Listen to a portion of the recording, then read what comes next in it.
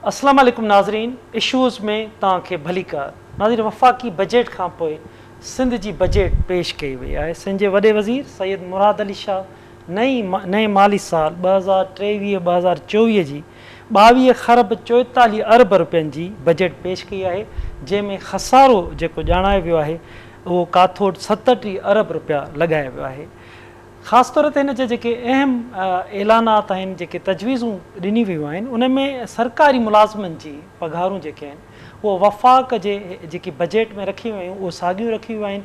1 खां 16 ताईं 35% आहिनि ऐं 17 खां मथे जेके अफ़सर्स आहिनि, ग्रेड्स आहिनि, उन्हनि लाइ 30% आहिनि। ऐं उन खां अलावा 17.5% पेंशन जेके पेंशनर्स आहिनि उन्हनि जी पघारुनि में वाध कई वई आहे। जेको फोकस हो सॼी सिंध जूं नज़रूं हुयूं त हीअ सिंध जी बजट ईंदी, उन में ख़ासि तौर ते जेके सिंध जा अहम इशूज़ आहिनि, तालीम जो मामिलो, सिहत जो मामिलो, ज़रात जो मामिलो, आबपाशी निज़ाम जो मामिलो, छो जो इन मामले में ताज़ो तबाहियूं आयूं, ॿोॾि आई, उन जे करे हीअ जेकी बजट हुई ऐं हिन हुकूमत जी हीअ आख़िरी बजट बि आहे, उन लाइ माण्हुनि जो उन हवाले सां तमामु घणी उमेदूं हुयूं। असां इन अहम इशूअ ते ॻाल्हि ॿोल कंदासीं त तालीम खाते लाइ जीअं त 312 अरब रुपया रखिया विया आहिनि, सिहत लाइ 228 अरब आहिनि, अमुन अमान लाइ 143 अरब आहिनि, जदीद हथियारनि जी ख़रीदारी लाइ 2 अरब 79 आहिनि, तरक़ियाती बजट लाइ जेके आहे उहो 410 अरब रुपया रखी वई आहे, ज़िले जा जेके तरक़ियाती बजट जो लाइ उन जो 30 अरब रुपया लॻाया वियो आहे, जॾहिं त बल्दियाती खाते जी तरक़ियाती बजट 62 अरब रुपया आहे। नौकरियुनि जो बि नए नौकरियुनि जो पिणु ऐलान कयो वियो आहे त हिन साल ईंदड़ साल नौकरियूं बि नौजवाननि खे ॾिनियूं। इन खां अलावा मुख़्तलिफ़ शोबनि जे हवाले सां पिणु तजवीज़ूं हिन बजट में ॾिनियूं आहिनि। असां हिन अहम इशू ते ॻाल्हि ॿोल कंदासीं त सिंध जी तालीम जे तमामु घणा सवाल सिंध जी तालीम ते उथंदा आहिनि, त सिंध जी सरकारी तालीम प्राइमरी स्कूल हुजे, हाई स्कूल हुजनि, यूनिवर्सिटीज़ ताईं हुजनि, उन मयारी तालीम दुनिया जी तालीम खे ॾिसूं था, असां पंहिंजी तालीम खे ॾिसूं था, खोड़ सारा सवाल पैदा थींदा आहिनि। सिंध जी सिहत खे ॾिसूं था, दुनिया जे जदीद निज़ाम खे ॾिसूं था, असांजे पंहिंजे निज़ाम खे ॾिसूं था, उन ते सवाल पैदा थींदा आहिनि। ज़रात जे हवाले सां सिंध ज़रात जे हवाले सां ज़रई ख़ितो आहे, उन में तमामु घणियूं तब्दीलियुनि जी पिणु ज़रूरत आहे। उन हवाले सां कहिड़ी बजट रखी वई आहे, कहिड़ियूं तजवीज़ूं आहिनि, ॿोॾि जे हवाले सां इन समूरी सूरत हाल ते असां अॼु ॻाल्हि ॿोल कंदासीं। वॾे वज़ीर जेकी स्पीच कई आहे, बजट स्पीच कई आहे, उन जे लाइ असां पंहिंजे एक्सपर्ट्स खे, मुआशी एक्सपर्ट्स खे दावत ॾिनी आहे त जीअं सिंध हुकूमत जी बजट जे हवाले सां हू पंहिंजा राया ॾेई सघनि, छो जो एक्सपर्ट्स जेके मुआशी माहिर हूंदा आहिनि, आम माण्हू पंहिंजी अख सां ॾिसंदो आहे, ज़रूरु उन में आम माण्हूअ जो मामला हूंदा आहिनि त खाधे पीते जो, रोज़गार जो, खाद खुराक जा हूंदा आहिनि, पर मुआशी जेको माहिर हूंदो आहे उहो जेके उन जा निज मामला हूंदा आहिनि, ख़ासि तौर ते जेको डॉक्यूमेंट हूंदो आहे उन ते हू पंहिंजो राया ॾींदो आहे त हीअ जेको डॉक्यूमेंट आहे, स्पीच हिकिड़े पासे हूंदी आहे, पर जेको डॉक्यूमेंट आहे स्पीच में त कुझु ॻाल्हियूं अची वेंदियूं आहिनि, पर घणियूं तड़ियूं जेके उन जा बुनियादी ॻाल्हियूं हूंदियूं आहिनि उन डॉक्यूमेंट में हूंदियूं आहिनि। उन लाइ असां अॼोके इन पंहिंजे प्रोग्राम में दावत ॾिनी आहे डॉक्टर नवेद अहमद शेख साहब, मुआशी माहिर आहिनि, कराची स्टूडियो में उन्हनि असांखे जॉइन कयो आहे। रहीम बख्श सूमरो साहब आहिनि, मुआशी माहिर आहिनि, उन्हनि बि असांखे जॉइन कयो आहे। मोहम्मद अली पाशा साहब आहिनि, मुआशी माहिर आहिनि। अतीकुर रहमान साहब आहिनि, जेके मुआशी माहिर आहिनि ऐं उन खां अलावा टेक्निकल पिणु ॼाण रखंदड़ आहिनि। डॉक्टर अतीकुर रहमान साहब पिणु असांखे कराची स्टूडियो में जॉइन कयो आहे ऐं इन खां अलावा मिर्ज़ा ज़ियाउल इस्लाम सोशल एक्टिविस्ट आहिनि, उन्हनि बि असांखे जॉइन कयो आहे। डॉक्टर अताउर रहमान साहब टेक्निकल ऐं मुआशी माहिरनि मां तव्हांखे तारीफ़ कराए, उन सभिनी असांखे जॉइन कयो आहे। तव्हां सभिनी खे सर वेलकम थो चइजे। ॻाल्हि ॿोल जी शुरूआत नवेद अहमद शेख साहब तव्हां खां थी कजे। अॼोकी जेकी वॾे वज़ीर जी तव्हां बजट उन्हनि पेश कई आहे, अंग खरे जेके मुख़्तलिफ़ खातनि जे लाइ तजवीज़ूं ॾिनियूं आहिनि, तव्हां केतिरो बहितरी पिया ॾिसो, छा थियण तरफ़ वञे पियो, त छा सिंध जे माण्हुनि खे इन मां कहिड़ी तब्दीलियूं ईंदियूं, केतिरी बहितरी अची सघे थी? महिरबानी साईं असलम साहब। सभ खां पहिरियां बजट खे जेकॾहिं असां ॾिसूं त पोएं साल जी निस्बत हिन साल जेका आहे 22,244 अरब रुपया बजट हिन दफ़े आउटले आहे ऐं 2022 में इहो 17-14 अरब रुपया, उहो माना 30% राइज़ आहे। जी। ऐं जेकॾहिं असां इहो ॾिसूं त इहो क्वालिटेटिव राइज़ कोन्हे पर मुमकिन आहे इन्फ्लेशन जे करे बि इहो जो गुज़िरियल साल खां असां 30 खां 35% इन्फ्लेशन ऑन एनुअल बेसिस ॾिसूं था। हिन में जेके 4-5 सिग्निफिकेंट शयूं आहिनि जो कंहिं बि बजट खे असां आइसोलेशन में नथा ॾिसी सघूं। असां मतिलबु ॾिसंदासीं त पोएं साल छा हुयो ऐं हिन साल छा आहे। पोएं साल जी जेकॾहिं बजट खे असां ॾिसूं था त छिरकाईंदड़ कुझु अंग अखर असांखे मिलनि था। मिसाल तौरु जेकॾहिं असां ॾिसूं था त डेवलपमेंट प्रोजेक्ट्स जे हवाले सां पोएं साल 322 अरब रुपया लॻाया विया हुआ, एलोकेट कया विया हुआ, पर ख़र्च रुगो 141 अरब रुपया थिया, माना 56 अरब रुपया लैप्स थियण जे वेझो आहिनि। माना चवण जो मतिलबु इहो आहे त बजट जा अंग अखर केॾा बि अट्रैक्टिव हुजनि पर जेकॾहिं हुकूमत जी मशीनरी में उहा कैपेसिटी कोन्हे त उन्हनि खे यूटिलाइज़ करे सघे ऐं उन्हनि मां अवाम ताईं उहो फ़ाइदो पहुचाए सघे त पोइ अंग अखर अट्रैक्टिव कोन रहंदा आहिनि, उन्हनि जो कोई फ़ाइदो न रहंदो आहे। सो साॻी तरीक़े सां असां हिन जेको आहे साल वारी बजट खे जेकॾहिं ॾिसूं त 160 अरब रुपया लॉ एंड ऑर्डर ते जेके रखिया विया आहिनि ऐं ॿिए नंबर ते जेको एजुकेशन ते जेके पैसा रखिया विया आहिनि यूनिवर्सिटीज़ एंड बोर्ड्स ऐं स्कूल एजुकेशन ते उहे नाकाफ़ी आहिनि। जेकॾहिं असां फेडरल बजट असां ॾिसूं त फेडरल बजट में बि पोएं साल जी हायर एजुकेशन जी बजट ऐं हिन साल जी हायर एजुकेशन बजट सेम रही आहे। 18 तरमीम खां पोइ हायर एजुकेशन जो जेको इस्म आहे उहो सूबनि जे हवाले कयो वियो। हाणे जॾहिं सूबनि जे हवाले कयो वियो त उन सां गॾु गॾु फाइनेंशियल इंडिपेंडेंस बि उन्हनि जे तरफ़ मोड़णु घुरिबी हुई, जेका उन में काफ़ी हद ताईं मतिलबु कमी नज़र आई आहे। सो कोशिशि इहा मतिलबु हुजणु घुरिजे आहे त फाइनेंशियल इंडिपेंडेंस बि हुजे, मतिलबु फंड्स बि सूबनि जी तरफ़ ट्रांसफर थियणु घुरिबा हुआ जेके नाकाफ़ी रहिया आहिनि। पोइ सॼो साल असां ॾिठोसीं मुल्क जी मुख़्तलिफ़ यूनिवर्सिटीज़ में सीरियस क़िस्म जा फाइनेंशियल क्राइसिस रहिया आहिनि, KPK खां वठी वेंदे बलोचिस्तान ताईं। लॉ एंड ऑर्डर जी सिचुएशन जे हवाले सां सिंध में सीरियस क़िस्म जा सेटबैक्स रहिया आहिनि। मतिलबु इवन जेके बख़्तरबंद गाॾियूं ख़रीद कयूं वयूं हुयूं या त उहे सब स्टैंडर्ड हुयूं या जेको आहे लो क्वालिटी जूं हुयूं जंहिंमें गोलियूं आर पार पियूं वञनि, त ख़ासि करे उन्हनि इलाइक़नि में जिते कचे जो इलाइक़ो आहे, मिसाल तौरु जिते क्राइम रेट वधीक आहे या अर्बन एरियाज़ आहिनि जिते क्राइम रेट वधीक आहे, उते पुलिस जे मथां तमामु घणो ख़र्च करण जी ज़रूरत आहे, ख़ासि करे इक्विपमेंट, सर्विलेंस, कैमराज़, वेपन्स ऐं व्हीकल्स। सो उन हिसाब सां 160 अरब रुपया जेके साल जो तख़मीनो लॻायो वियो आहे उहो मुंहिंजे हिसाब सां नाकाफ़ी आहे। जो सिंध बाक़ी ॿियनि सूबनि खां डिफरेंट सूबो आहे, गुतियल आबादी वारो आहे, हाईली अर्बनाइज़्ड आहे ऐं डाइवर्सिफाइड जेको आहे पॉपुलेशन जे हवाले सां आहे। हेल्थ ते 228 अरब रुपया तव्हां ॿुधायो जेको, सो उन में मुंहिंजे ख़्याल में जेको पोएं साल खां NICVD या हेल्थ नेटवर्क जे हवाले सां जेको गवर्नमेंट कमु कंदी रही आहे उनजो पूरी दुनिया में इन जो मतिलबु सारा कई वेंदी रही आहे ऐं पूरे पाकिस्तान में उनजो मिसाल ॾिनो वेंदो रहियो आहे। जीअं हाणे गंबट में गिम्स जो प्रोजेक्ट आहे, तमामु वॾो प्रोजेक्ट आहे, लिवर ट्रांसप्लांट ऐं ॿियूं जेको आहे सर्विसिस उते मिलनि थियूं फ्री ऑफ कॉस्ट, ऐं उनखां पोइ NICVD जो नेटवर्क आहे उन में, उन हिसाब सां इहो हले थो। स्कूल एजुकेशन जे हवाले सां सीरियस क़िस्म जा तहफ़ुज़ात थी सघनि था। फ्यूचर असांजो नॉलेज बेस्ड इकॉनमी ते आहे ऐं असां जेसिताईं एजुकेशन ते ख़र्चु न कंदासीं, उन्हनि जा जेके स्कूल बंदि पिया आहिनि उन्हनि जे खोलण जो कोई प्लान कोन्हे। गवर्नमेंट हिन दफ़े कोई अहिड़ो प्लान न ॾिनो आहे त जेके शायदि हज़ारें स्कूल आहिनि जेके रूरल एरियाज़ में बंदि पिया आहिनि जिन खे रीओपन करण जी ज़रूरत आहे, या त उहे शॉर्टेज ऑफ स्टाफ आहे या बिल्डिंग्स जेको आहे उन्हनि जूं ठहियलु कोन्हनि। पोएं साल जी डेटा असां ॾिसूं था त एजुकेशन में नवां स्कूल खोलण जे हवाले सां या ॿियूं जेके आहिनि स्कूल में इन्वेस्टमेंट जे हवाले सां बजट हुई उहा 12,294 अरब रुपया हुई, जंहिंमां 62% जेको आहे लैप्स थी वई या लैप्स थियण जे वेझो आहे, जो 30 जून उन जी लास्ट डेट आहे। सो इन क़िस्म जी सूरत हाल में जॾहिं असां आंगन अखरनि खे रुगो ॾिसूं था त उहे मुमकिन आहे अपीलिंग लॻनि, पर जॾहिं असां सरकार जी कैपेसिटी खे था ॾिसूं त पोइ हिकिड़ो वॾो क्वेश्चन मार्क अची थो वञे ऐं असांखे सम्झण जी ज़रूरत थी पवे त छा हिन दफ़े बि जेका बजट असां ॾेई रहिया आहियूं छा उन में बि साॻिया ई इशूज़ साॻिया ई चैलेंजिस रहंदा ऐं साॻिए ई तरीक़े सां इहे जेके पैसा असां अलोकेट कया आहिनि उहे लैप्स थी वेंदा। इहे मेन पॉइंट्स आहिनि जिन ते असां ऑफकोर्स सैलरीज़ आहिनि। लेब्स जी तव्हां ॻाल्हि कई डॉक्टर साहब, लेब्स थियण जा सबब तव्हांखे छा था नज़र अचनि? का नाकामी, का नाहिली या ॿिया के सबब आहिनि? इन में ॿ रीज़न्स थी सघनि था।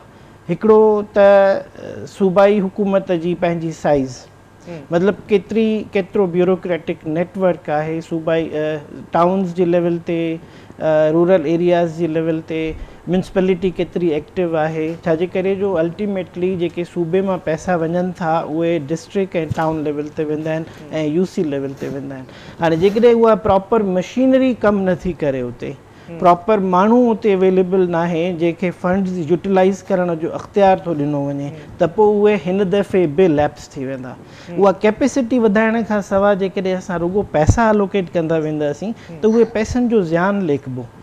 बजट वारो किताब स्ट्रॉन्ग थींदो वेंदो, परसेंटेज राइज़ ॾेखारी वेंदी, परसेंटेज जे हिसाब सां असां चवंदासीं जीअं पोएं साल हेतिरो ख़र्चु कयोसीं, हिन साल हेतिरो ख़र्चु कयोसीं, पर जॾहिं असां ॾिसंदासीं त अवाम ताईं केतिरो पहुतो, त उहो चैनल जंहिं चैनल जे थ्रू उहे पैसा अवाम ताईं पुॼनि था उहो चैनल में प्रॉब्लम आहे, उन मैकेनिज़म में उहो लाज़मी तौर ते इम्प्रूव करणु घुरिजे। बिल्कुलु डॉक्टर साहब, ॻाल्हि ॿोल पाण जारी रखूं था। अतीकुर रहमान साहब, सिंध बजट को सिंध के वज़ीर आला ने पेश की, आपने सारी सुनी होगी, कैसे आप देख रहे हैं इस बजट को?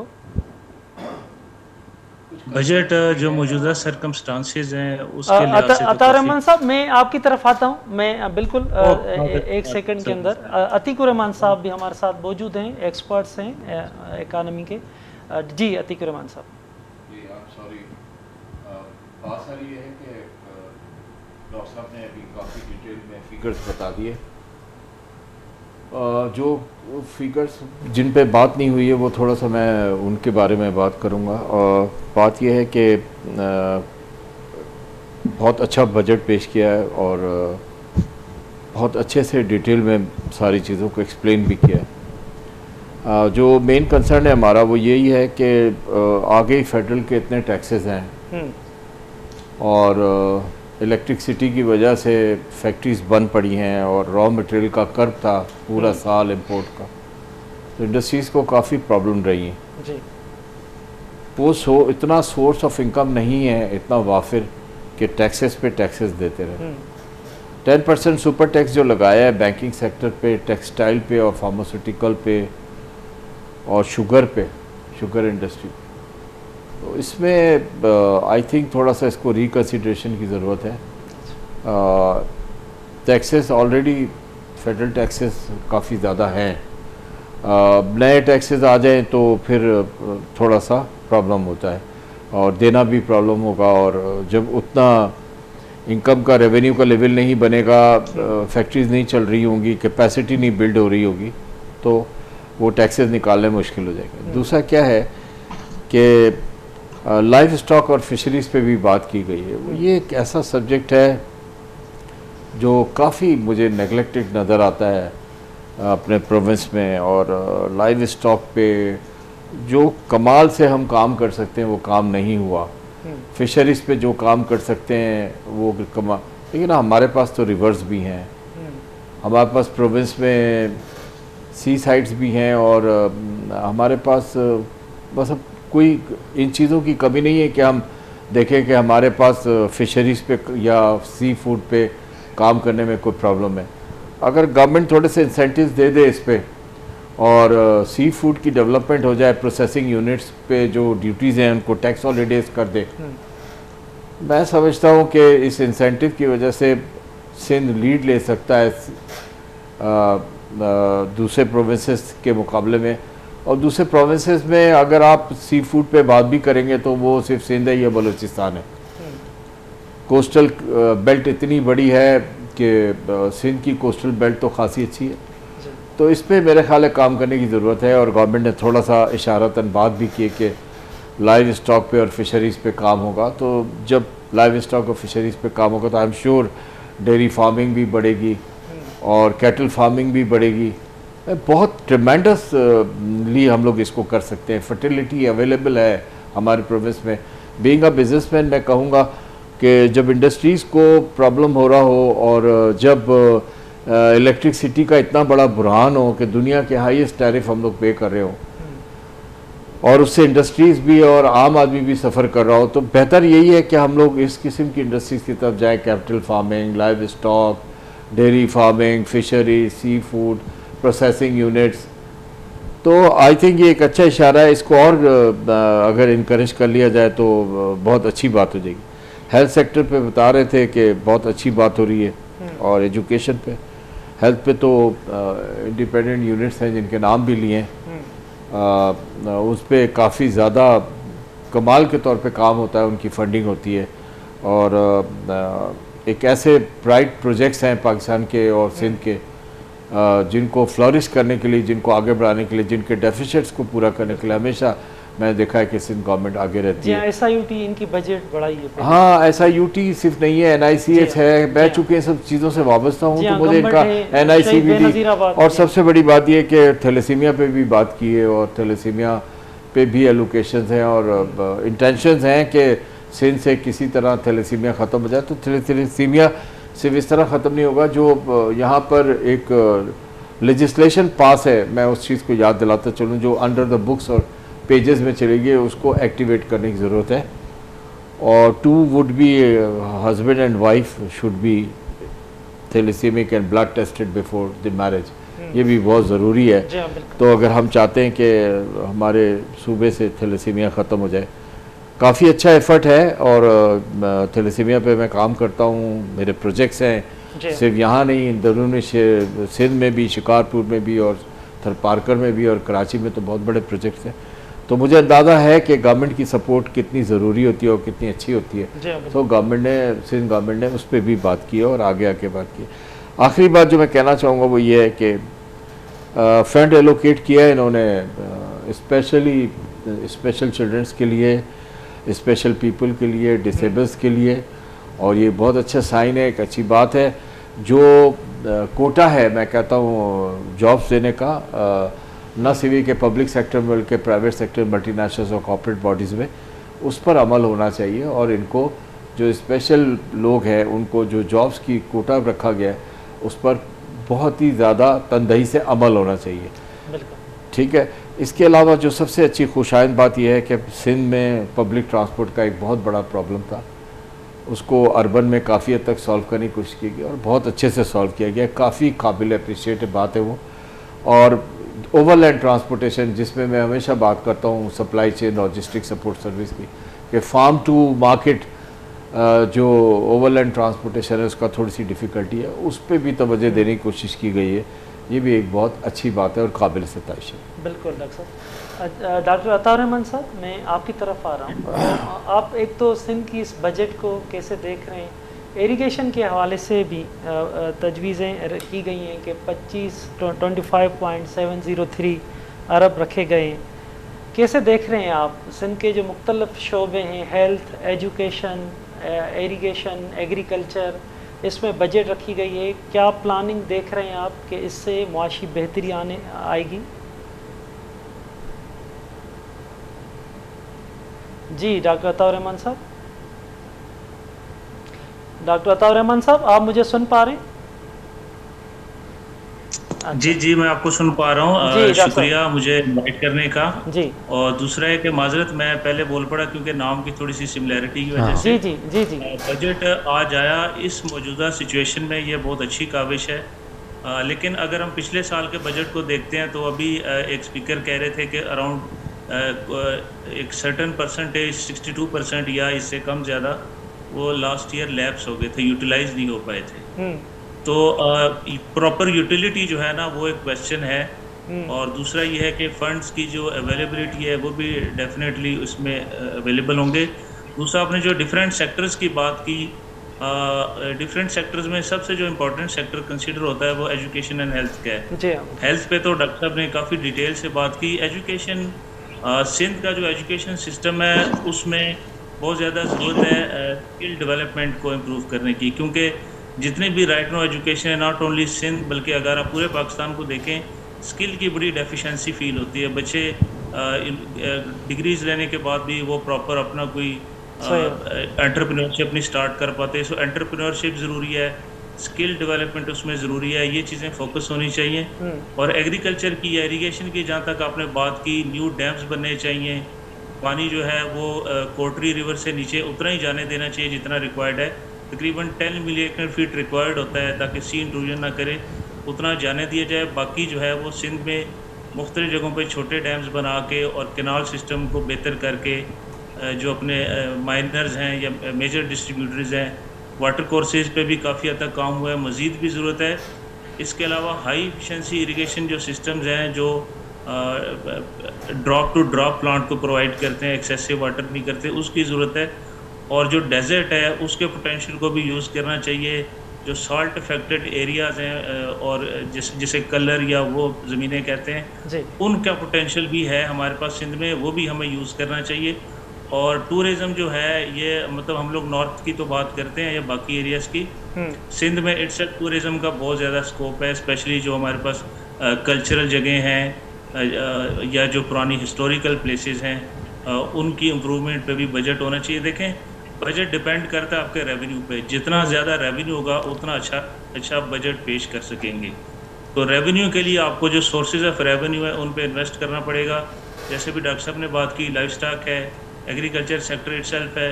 एग्रीकल्चर में मॉडिफिकेशन की ज़रूरत है। जो हमारे रूटीन के या ट्रेडिशनल क्रॉपिंग्स हैं या जिन्हें हम कन्वेंशनल क्रॉप्स कहते हैं, उनको बेहतर करने की ज़रूरत है। क्रॉपिंग इंटेंसिटी बढ़ाने की ज़रूरत है। वाटर की जो प्रोडक्टिविटी है, यानी एक certain amount of water use करके जो हम पैदावार ले रहे हैं उसे बढ़ाने की ज़रूरत है। तो इन सारी चीज़ों में अच्छी मैन पावर या स्किल्ड मैन पावर कह लें या एजुकेटेड पीपल या रिसर्चिस्ट का रोल आता है। उसमें आपका एजुकेशन सिस्टम जो है वो बहुत ज़्यादा की रोल प्ले करता है। दुनिया की जितनी भी इकॉनमीज़ है आप उन्हें उठा के देख लें, उसमें एजुकेटेड लोगों का और रिसर्चर्स का बड़ा रोल है। आज भी हम जितनी डेवलपमेंट को एंजॉय कर रहे हैं उसमें की रोल इन्हीं रिसर्चेस का है। तो रिसर्च पे फोकस करके जैसे अभी बात हो रही थी कि नॉलेज बेस्ड इकॉनमी होनी चाहिए, नॉलेज बेस्ड डेवलपमेंट होनी चाहिए, तो इस सेक्टर्स को आगे बढ़ाना चाहिए। और टारगेट हमें होना चाहिए, जैसे फॉर एग्जांपल हमने एजुकेशन सेक्टर को अगर 100% तक लेके जाना है तो हम कितने ईयर्स में लेके जाएंगे, 10, 15, 20 ईयर्स, एक उसका वो फिक्स करके टारगेटिंग अकॉर्डिंगली फिर आगे बढ़ना चाहिए। बहरहाल अगर बजट को देखें, समराइज करता हूँ, तो बजट जो अब तक पेश किए सिंध गवर्नमेंट ने अच्छी काबिश है। और सबसे बढ़कर इसमें एक ह्यूमैनिटेरियन पहलू नज़र आ रहा है। मोर देन 700 बिलियन इसमें जो फ्लड इफेक्टिव्स हैं उनके लिए रखे गए हैं। सो ये भी एक जिस टाइम पे IMF से प्रेशर भी है कि आप सब्सिडीज ना दें, तो ये तो एप्रिशिएबल है बजट। और बाकी देखें, बाकी जो साल आने वाला वो डिसाइड करेगा कि बजट कैसे यूटिलाइज होता है। बिल्कुल प्लान अच्छा किया, एग्जीक्यूशन इसकी रहती है। बिल्कुल अता रहमान साहब, आपने इंतहाई अहम बात की कि जो सैलाब मुतासरीन हैं उनका बहुत बड़ा सवाल है। डॉक्टर मोहम्मद अली पाशा साहब, तालीम के हवाले से 312 अरब आहिनि, हेल्थ लाइ 228 अरब रखा गया आहिनि। ॿोॾि मुतासरनि जो भी तमाम वॾो सवाल हो। छा था तव्हां सम्झो सिंध में ये तमाम वॾा सवाल रहा आहिनि दुनिया के ॾिसी करे? हिन भेरे वारी बजट से कुछ तब्दीलियों अचण जा इम्कान आहिनि, कुछ बेहतरी सिंध में ईंदी? जी, पहिरीं त ही जेके बजट आहे या नेक्स्ट बजट आहे, हिन IMF की कुछ शर्तूं रखी वेंदियूं आहिनि। कुछ पॉपुलस बजट पे आहे, जीअं त इलेक्शन अचण वारी आहे त माण्हुनि खे रिलीफ ॾियणो आहे। अच्छा, जेसि ताईं तव्हां फ्लड जी ॻाल्हि कई त फ्लड में जेको नुक़सानु थियो आहे पोएं साल तक़रीबन 14.9 अरब जेको आहे नुक़सानु जी, जंहिं राइस जी जेकी प्रोडक्शन आहे उहा 21% डिक्रीज़ थी आहे ऐं कॉटन जी प्रोडक्शन 41% डिक्रीज़ थी आहे। मीन वाइल शुगर केन कुझु इम्प्रूव थियो आहे 2.8%, पर इहो काफ़ी न आहे। तव्हां ॾिसो, हर मुल्क कंहिं न कंहिं प्रोडक्ट में स्पेशलाइजेशन रखे थो। वियतनाम जहिड़ो मुल्क जेको 2-3 जंगूं जो बढ़ी चुका है, पर पोइ बि राइस में पंहिंजो हिकिड़ो मञरायो आहे हिकिड़ो पंहिंजो प्रोडक्ट, ऐं सॼी दुनिया में उहो हुन कवर कयो आहे ओवरऑल पंहिंजी इकोनॉमी खे बहितर कयो। असां वटि टेक्सटाइल इंडस्ट्री आहे, पर हाणे मसइलो इहो आहे त असां वटि जेका गवर्नमेंट अचे थी, जीअं त हिन गवर्नमेंट जो आख़िरी बजट आहे, हुन खां पोइ वरी ॿी का जेकी ईंदी गवर्नमेंट अॻिले साल वरी ॿिया पंहिंजा रिफॉर्म्स खणी ईंदी, अञा प्रॉपर अलोकेशन बजट जी थींदी कान्हे। असां हुनजी रिज़ल्ट जो इंतज़ारु पिया कंदा आहियूं त वरी का अब्रप्टली चेंजिस अची वेंदियूं आहिनि, ऐं पोइ वरी असां इंतज़ारु कंदा आहियूं। जीअं हींअर असां ॻाल्हियूं पिया कयूं त अगरि इहा शइ थी वई थी, अगरि इहा शइ इम्प्लीमेंट थी वई त पोइ असांखे रिज़ल्ट मिलंदा।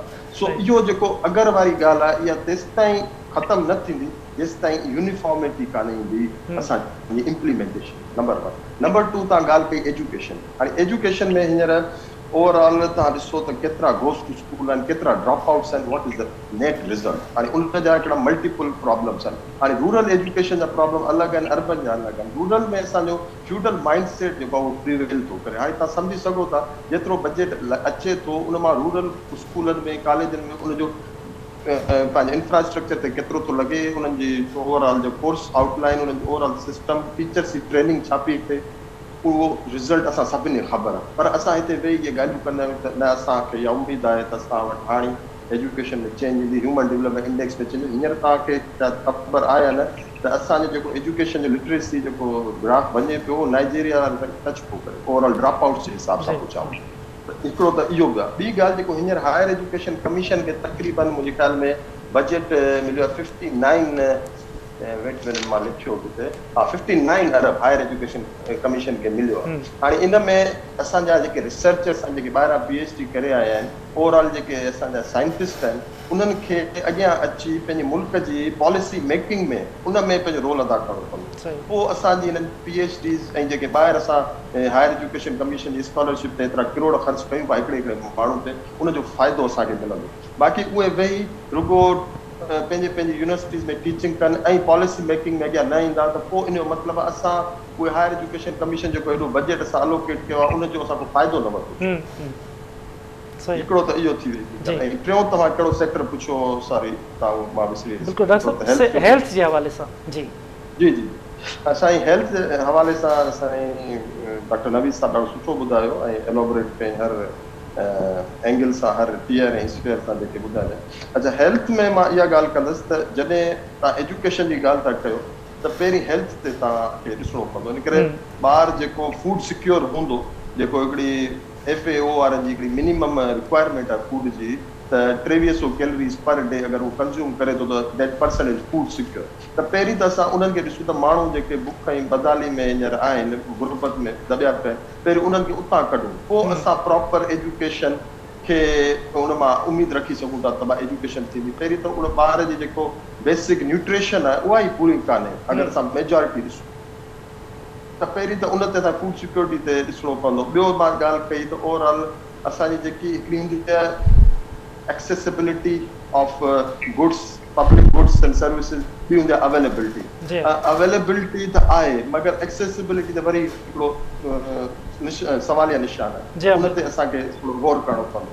अच्छा, इन ॻाल्हि ते मां हिकिड़ी ॿी ॻाल्हि कंदुसि एजुकेशन में जेकी हेल्थ सां रिलेटेड आहे। त अगरि तव्हां ग्रामीण बैंक बांग्लादेश जो जेको प्रोजेक्ट आहे उनखे अगरि तव्हां बेनज़ीर इनकम सपोर्ट प्रोग्राम सां अगरि तव्हां थोरो रिलेट कंदा या कंपेयर कंदा त तव्हां ॾिसो ग्रामीण बैंक में जेको यूनिस्कान आहे उन बांग्लादेश में औरतुनि खे पंहिंजो टारगेट कयो त उन्हनि खे असां माइक्रो फाइनेंसिंग ॾेई उन्हनि खे पंहिंजे पेरनि ते बीहारियो। जीअं त साईं अताउर रहमान ॻाल्हि कई त हिकिड़ो टारगेट ओरिएंटेड मैकेनिज़म ठाहे। हाणे टारगेट ओरिएंटेड मैकेनिज़म हिकिड़ो इंस्टीट्यूशन सां ठहंदो ऐं ॿार जी एजुकेशन जो जेको पहिरियों इंस्टीट्यूशन आहे उहा आहे मदर।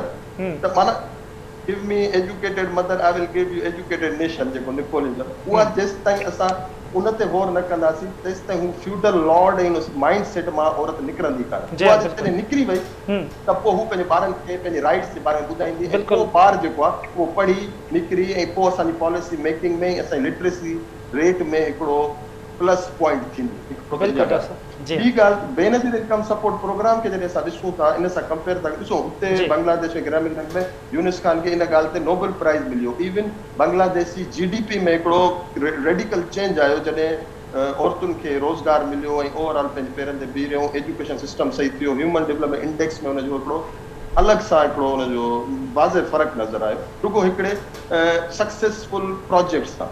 हाणे बेनज़ीर इनकम सपोर्ट प्रोग्राम ॾाढो बहितरीनु आहे, उन ते फंडिंग थिए पई, औरतुनि खे पैसा मिलनि पिया, पर उन जो आउटपुट छा थो अचे त बाबा तव्हां पैसा ॾियो पिया इन्फ्लेशन पगार इनकम वधे पई बाइनरी नंबर सां 1 2 3 ऐं महांगाई मल्टीप्लाई पई थिए हाणे उन मां हू निकिरंदा कीअं त जॾहिं उन मां निकिरंदा पोइ ॻाल्हि कंदासीं असां एजुकेशन जी ऐं ॿियनि प्रॉस्पेरिटी जी हेल्थ जी ऐं उन में विच में मिडिल मैन जेको आहे उहो पंहिंजो रोल पोइ था करे लाइनुनि में औरतूं कीअं बिठियूं आहिनि उन में कीअं उन्हनि खां विच में माण्हू अचनि था खणी था ओवरऑल बिल्कुलु डॉक्टर मोहम्मद अली पाशा जी हाँ डॉक्टर साहब ॻाल्हि ॿोल जो पाण सिलसिलो जारी रखूं था डॉक्टर रहीम बख़्श सुमरो साहब असां गॾु मौजूदु आहिनि डॉक्टर साहब कीअं था ॾिसो तव्हां माण्हुनि जूं उमेदूं तमामु घणियूं माण्हुनि जी उमेदुनि ते ही बजट केतिरो पूरो लहंदी महांगाई केतिरी घटि थींदी माण्हुनि खे केतिरो रिलीफ मिलंदो IMF जे शर्तुनि जी पूराईअ खे बि अॻियां रखियो पियो वञे हिन में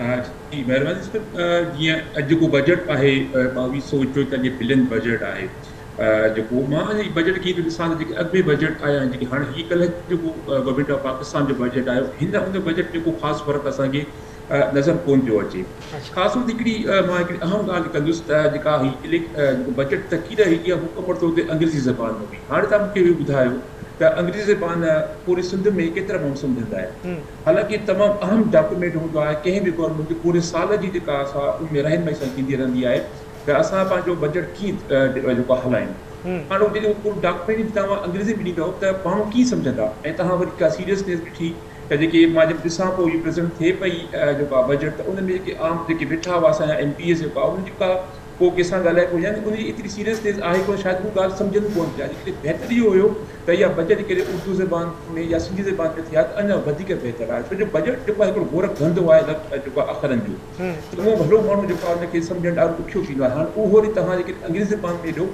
त आम माण्हू जे लाइ त इहो सम्झ खां बिल्कुलु ॿाहिरि आहे त इन करे पहिरीं त इहा कोशिशि करणु घुरिजे आहे गवर्नमेंट खे त हू उनखे सिंधी ज़बान या उर्दू ज़बान में ॾिए हा त वधीक बहितरु आहे बाक़ी जेका तव्हां ॻाल्हि कई त इन्फ्लेशन जेको आहे इन्फ्लेशन जो तालुक ॾिसो उहो जेको आहे उहो पूरे मुल्क सां गॾु ॿधल आहे सिंध गवर्नमेंट जो हुन में को ख़ासि ताल थी कोन थो सघे इन्फ्लेशन जा जेके ॿ सबब आहिनि हिकिड़ो जेको मेजर सबब आहे जेको सभिनी जो आहे उहो आहे तव्हांजो करेंसी यानी तव्हांजी डॉलर जे मुक़ाबले के जेतिरी तव्हांजी करेंसी जेको एप्रिशिएट थी वधंदी ओतिरो ज़ाहिर आहे तव्हांखे सस्ती पवंदी छो जो असां जी जेका इम्पोर्ट आहे उहा तमामु 100% तव्हांजे एक्सपोर्ट खां वधीक आहे यानी असां इम्पोर्टिंग नेशन आहियूं त हाणे जॾहिं असांजी हर शइ इम्पोर्ट थी अचे त ज़ाहिर असां डॉलर ते डिपेंड थियूं था जेतिरो डॉलर वधीक हूंदो ओतिरी तव्हांजी जेको आहे इन्फ्लेशन वधंदी वेंदी इन खे असां चवंदा आहियूं क्रूड इन्फ्लेशन यानी क्रूड ऑयल जेको असां चऊं था जेको अचे थो जेतिरो ऑयल महांगो हूंदो ओतिरी इन्फ्लेशन वधंदी इन्फ्लेशन जेको ॿियो सबबु जेको आहे उहो इहो बि आहे त जेके तव्हांजो इंट्रस्ट रेट आहे हिन वक़्तु उहो 21% आहे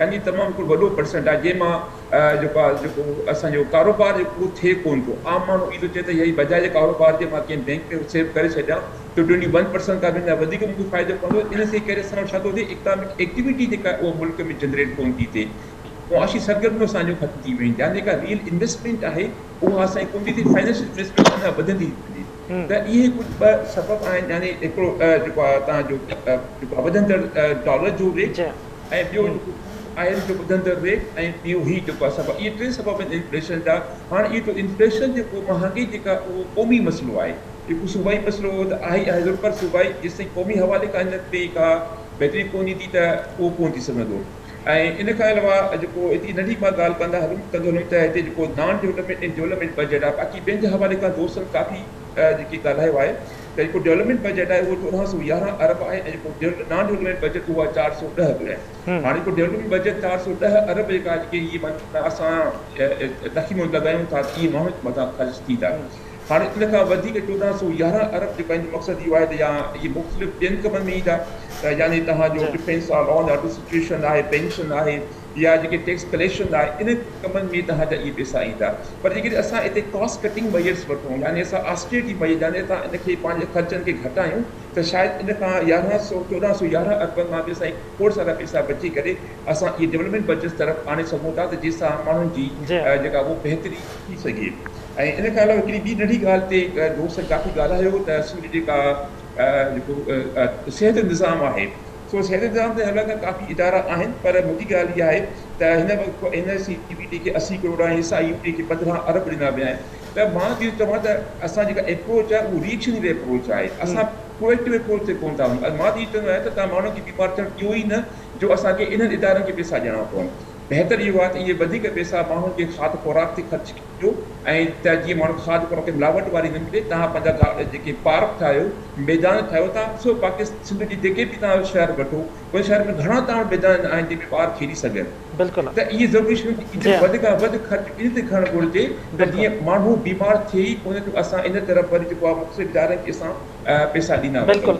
बाक़ी IMF जी ॻाल्हि कई तव्हां, IMF खां जो कर्ज़ आहे न खाबू जा, त उहो जेको आहे उनजा ॿ सबब आहिनि, जेको उनजो पॉलिटिकल रीज़न्स आहिनि ऐं ॿियो इकनॉमिक रीज़न्स आहिनि। बिल्कुलु IMF पर चवंदा त 600 बिलियन रुपीज़ जेके तव्हां फाइनेंस एक्सटर्नल फाइनेंस में रखो त उहा बि तव्हांखे पूरी करणी आहे। ऐं हिन खां अलावा ॾिसो न गुज़िरियल हुकूमत में यानी जेका हीअ हुकूमत पूरो हले थो या इमरान ख़ान जेका हिन कनि इन में केतिरा तव्हां फाइनेंस मिनिस्टर तब्दील थिया आहिनि। फाइनेंस मिनिस्टर तब्दील करण सां गॾु बिल्कुलु डॉक्टर साहब ॻाल्हि ॿोल जो सिलसिलो असां जारी रखूं था, वक़्तु बि मुख़्तसिर थियो आहे ऐं उन खां पोइ बि पाण वरी ॻाल्हि ॿोल जो हिन ट्रांसमिशन जो सिलसिलो जारी रखंदासीं।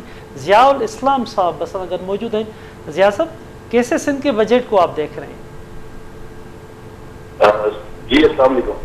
जी ज़िया साहब, असल में ये हुस्न इत्तफाक है कि अभी लाइट आई है, अभी जस्ट अभी जब हम मुखातिब हुए हैं मुझसे, तो अगर आप यही क्वेश्चन हम रूम पे आके कर ले ज़्यादा बेहतर नहीं, आप दोनों श्योर मेहमान से बात कर लें। जी जी बिल्कुल बिल्कुल ज़िया इस्लाम साहब, हम बातचीत आपसे सिलसिला जारी रखते हैं।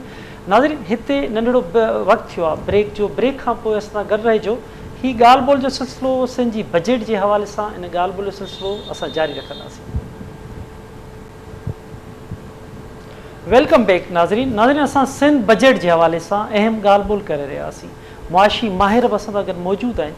सिंध बजट सां जेके तजवीज़ूं आयूं आहिनि मुख़्तलिफ़ खातनि जे हवाले सां, सिंध खे उन सां कहिड़ो फ़ाइदो पहुचंदो, मुआशी माहिर असांजा हिन खे कीअं था ॾिसनि। डॉक्टर नवेद शेख साहब, तव्हां ॾे हिकु दफ़ो ॿीहर मां ईंदुमि। तव्हां पाण हेल्थ ते ॻाल्हायोसीं, एजुकेशन ते ॻाल्हायोसीं, मुख़्तलिफ़ ॿिया बि शोबा मौजूदु आहिनि जंहिं ते वॾे वज़ीर बि तजवीज़ ॾिनियूं। फॉरेस्ट आहे, रेवेन्यू आहे, टूरिज़म आहे। कीअं था तव्हां ॾिसो त इन में कहिड़ी तरक़ी थियणु घुरिजे? माज़ीअ में तरक़ी न थी सघियूं, हाणे उन में थियनि, उन में बहितरियूं अचनि त जीअं सिंध जे माण्हूअ खे को लाभ मिली सघे। जी बिल्कुलु असलम साहब, मां मूं वटि 2-3 पॉइंट्स हुया जेके मां चाहियां पिया ॻाल्हायां। सुठी शइ जेका हिन गवर्नमेंट जी बजट में आहे उहा पब्लिक लाइब्रेरियूं ठाहिण जो क़याम आहे। इहो तमामु हिकिड़ो ज़बरदस्त इनिशिएटिव आहे ऐं उन जे लाइ तक़रीबन 32 मिलियन रुपया जेको आहे उहे रखिया विया आहिनि ऐं 7 पब्लिक लाइब्रेरीज़ जेको आहे मुख़्तलिफ़ शहरनि में, ऐं उहे शहर बि वॾा कोन्हनि, नंढा शहर आहिनि। ऐं नंढनि शहरनि में लाइब्रेरियुनि जो क़याम माना अॻिते फ्यूचर प्लानिंग।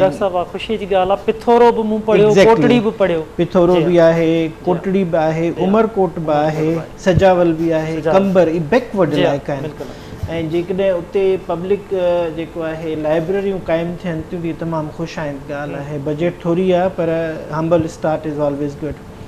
ॿियो कुझु जेके शयूं आहिनि, मिसाल तौरु जेके मां सम्झां थो त निगलेक्टेड आहिनि। 7.5 अरब रुपया रखिया विया आहिनि टूरिज़म जे हवाले सां।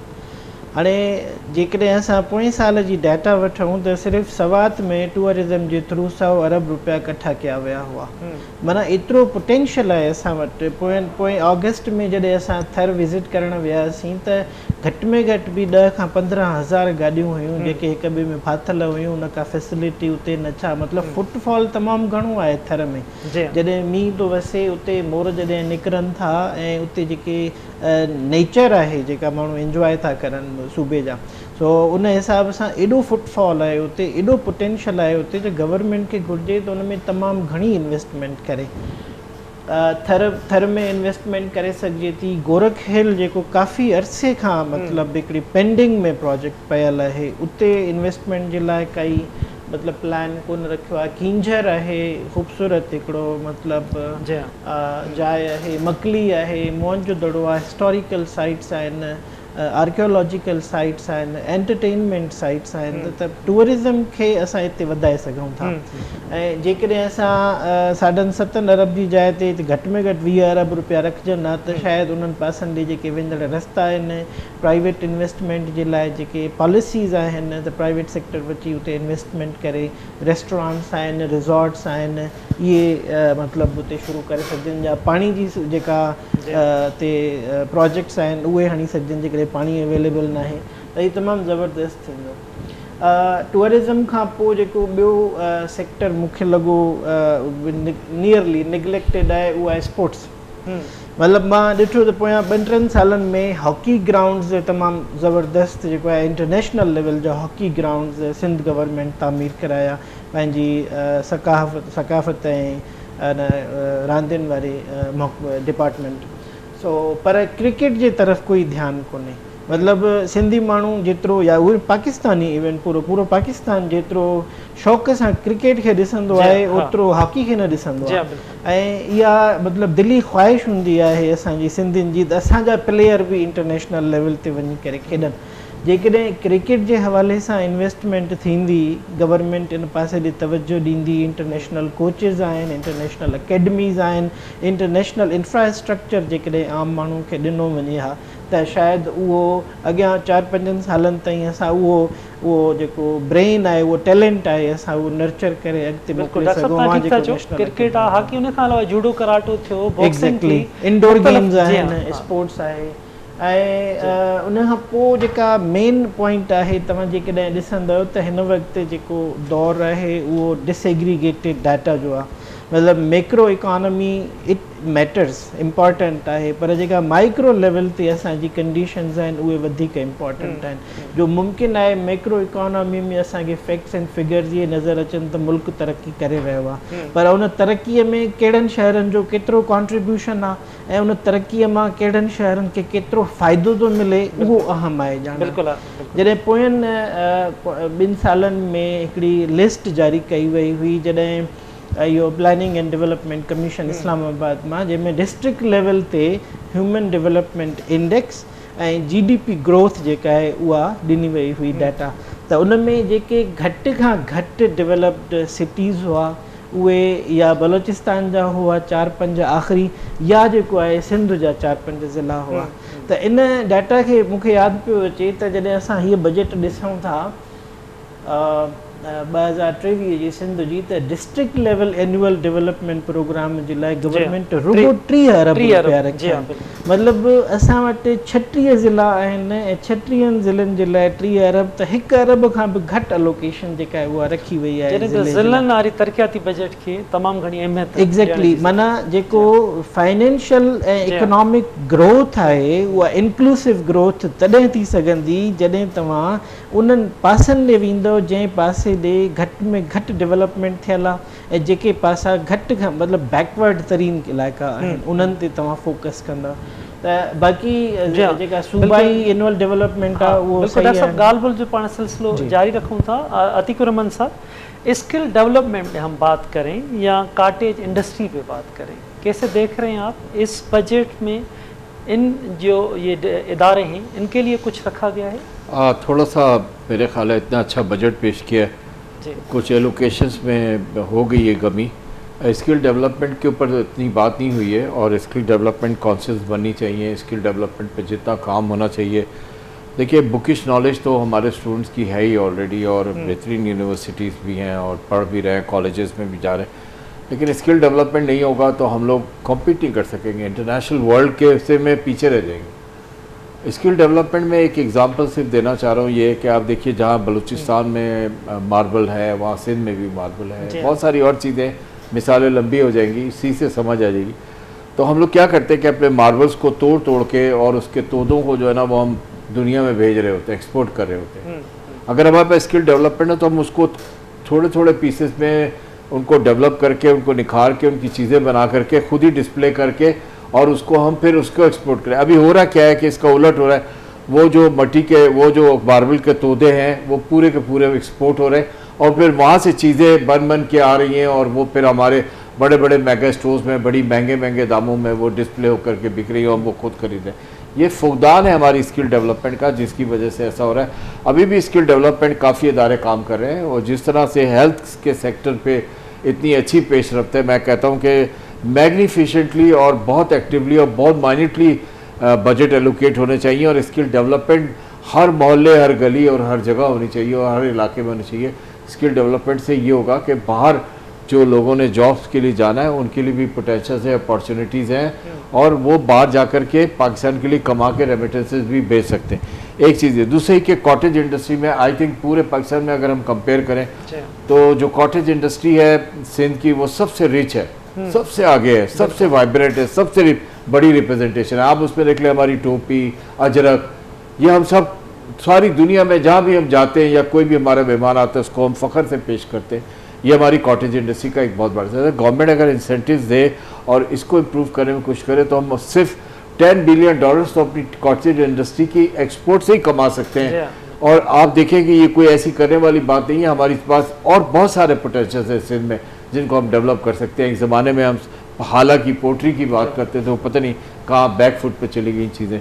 ये सबको फिर से आगे लाना होगा और इसके लिए गवर्नमेंट को बहुत सीरियस सोचना होगा और एलोकेशन करनी होगी।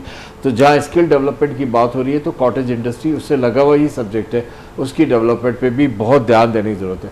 और बहुत अच्छी बात की प्रोफेसर साहब ने स्पोर्ट्स के सिलसिले में, वो एक बहुत लेंदी डिस्कशन है। स्पोर्ट्स की डेवलपमेंट में सिंध का कॉन्ट्रीब्यूशन बहुत अच्छा हो सकता है अगर गवर्नमेंट थोड़ा सा ध्यान दे। तो हमारे यहाँ न सिर्फ ये कि हॉकी, क्रिकेट, बल्कि फ़ुटबॉल के भी बहुत बड़े बड़े चैम्पियंस मौजूद हैं जो न सिर्फ ये कि पाकिस्तान को लीड करेंगे बल्कि दुनिया में जाएंगे और पाकिस्तान का नाम रोशन करेंगे। अतीक रहमान साहब, इसके साथ ही ये अब स्मॉल इंडस्ट्रीज़ की हम अगर बात करें तो उसके लिए कुछ आप देख रहे हैं इस बजट में? कॉटेज इंडस्ट्री और स्मॉल इंडस्ट्रीज़ मिलता जुलती बात है। और स्मॉल इंडस्ट्रीज़ पे अगर बात करें तो उसमें सबसे पहली चीज़ जो है कि गवर्नमेंट को स्मॉल इंडस्ट्रीज़ के शेड्स की एलोकेशन करनी पड़ेगी। और जब आप उनके शेड्स एलोकेट कर देंगे तो उसमें फिर इलेक्ट्रिक टैरिफ को भी थोड़ा आपको मिनिमाइज, क्योंकि देखिए एक होता है बड़ा इंटरप्रेन्योर, उससे छोटे फिर एसएमईज होते हैं और उससे भी छोटे स्मॉल इंडस्ट्रीज़ वाले होते हैं। स्मॉल इंडस्ट्रीज़ बैकबोन है एसएमईज की और एसएमईज बैकबोन है टोटल इंडस्ट्री की। तो स्मॉल इंडस्ट्रीज़ आपने बहुत अच्छा याद दिलाया, इस पर काम करने की सख्त ज़रूरत है। स्मॉल इंडस्ट्रीज़ की डेवलपमेंट में दो मेजर सेगमेंट जो गवर्नमेंट को करने हैं उनको इनकरेज करने के लिए वो स्मॉल इंडस्ट्रीज़ के शेड बनाएं और उनको कम रेंट पे दें और उस पर जो बिजली दें जिससे वो दूसरी चीज़ें कर सकें अपनी स्किल डेवलपमेंट से या अपने वेंडर होने की हैसियत से। तो उस पर उनको वो बिजली की जो ज़रूरत हो उसका थोड़ा सा रेट को कोई कंपनसेटरी करे ताकि वो उनकी भी डेवलपमेंट और उनकी पोटेंशियल हमारे सामने आ सके। बिल्कुल, this is a very important point. Yes बिल्कुल डॉक्टर अतीक रहमान साहब। डॉक्टर रहीम बख्श साहब, तव्हां अॼोकी बजट में नौजवाननि जे रोज़गार जे हवाले सां ॿुधो हूंदो 4088 नई नौकरियुनि जो ऐलान थियो आहे। लोन्स जे हवाले सां बि ॻाल्हि ॿोल थी आहे। तव्हां कीअं था ॾिसो था त सिंध जे अंदरि तमामु वॾी बेरोज़गारी आहे, बेरोज़गारनि खे लोन जी तमामु वॾी ज़रूरत आहे, हिन बजट में इहो पासो तव्हां मुकमल थींदे ॾिसो पिया? जी डॉक्टर रहीम बख्श सुमरो साहब।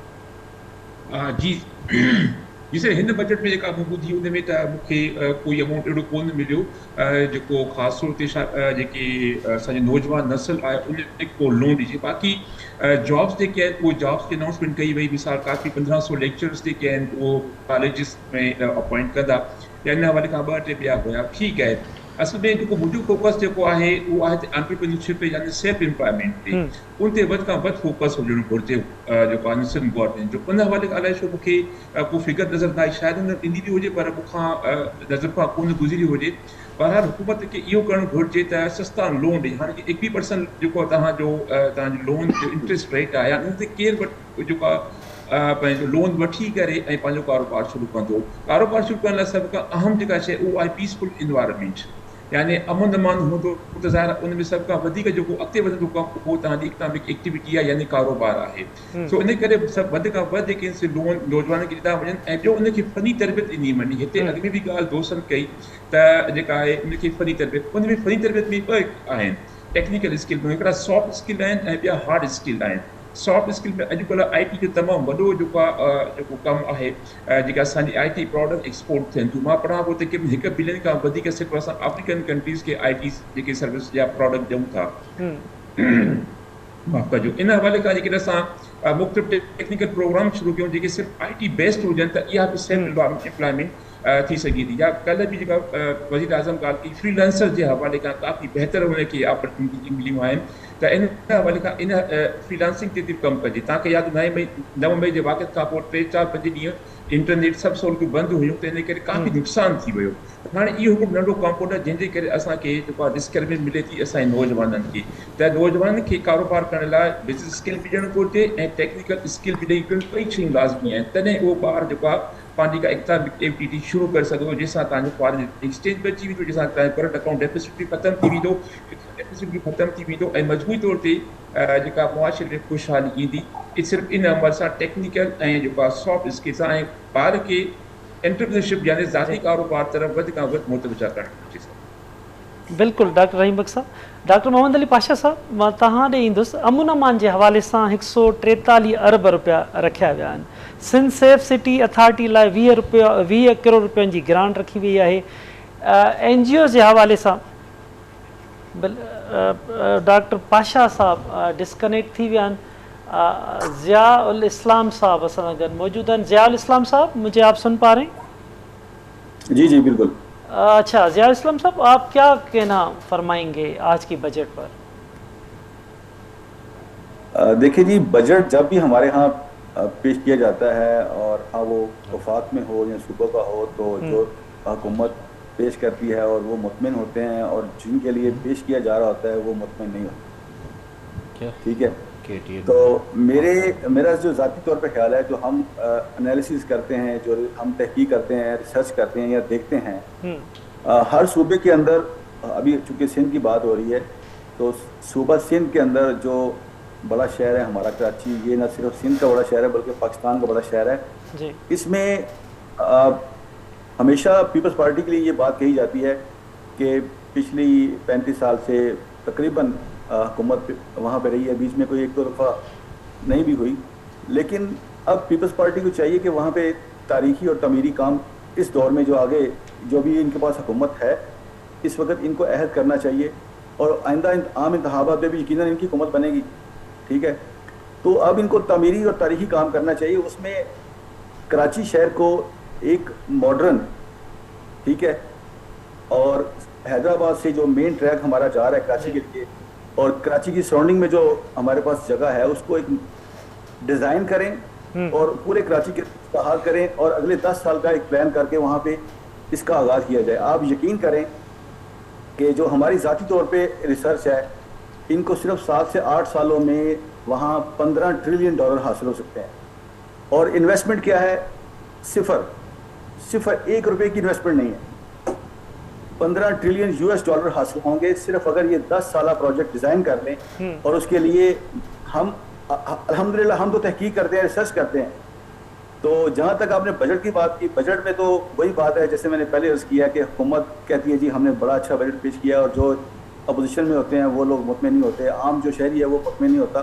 तो जब तक हमारे यहाँ कौमी मफाद को बुनियाद बना के इस्लाहात ही बुनियादी चीज़ है, इस्लाहात नहीं होंगी तो हम आगे नहीं बढ़ेंगे, कभी भी आगे नहीं बढ़ेंगे। हमें अपनी सिमत जो है, अपनी नीयत जो है उसे दुरुस्त करना होगा, हाँ वो सूबों की सतह पे हो या कौमी सतह पे हो, ठीक है, वफाक में हो। हर किसी को, पीपल्स पार्टी को अभी बहुत बड़ा किरदार अदा करना चाहिए और किरदार अदा कर सकते हैं, ठीक है, क्योंकि सूबा सिंध में इनकी हुकूमत 3 दहाइयों से ज़्यादा अरसा हो गया है।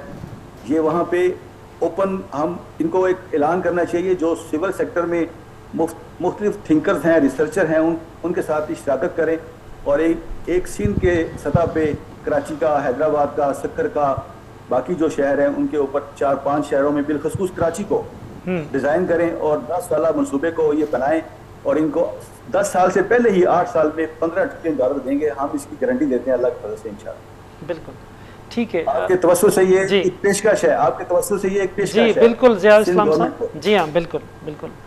डॉक्टर अताउर रहमान साहब, इस बजट में NGOs की बात भी की गई है कि समाजी इदारों के लिए भी ग्रांट की दी जाएगी उनको।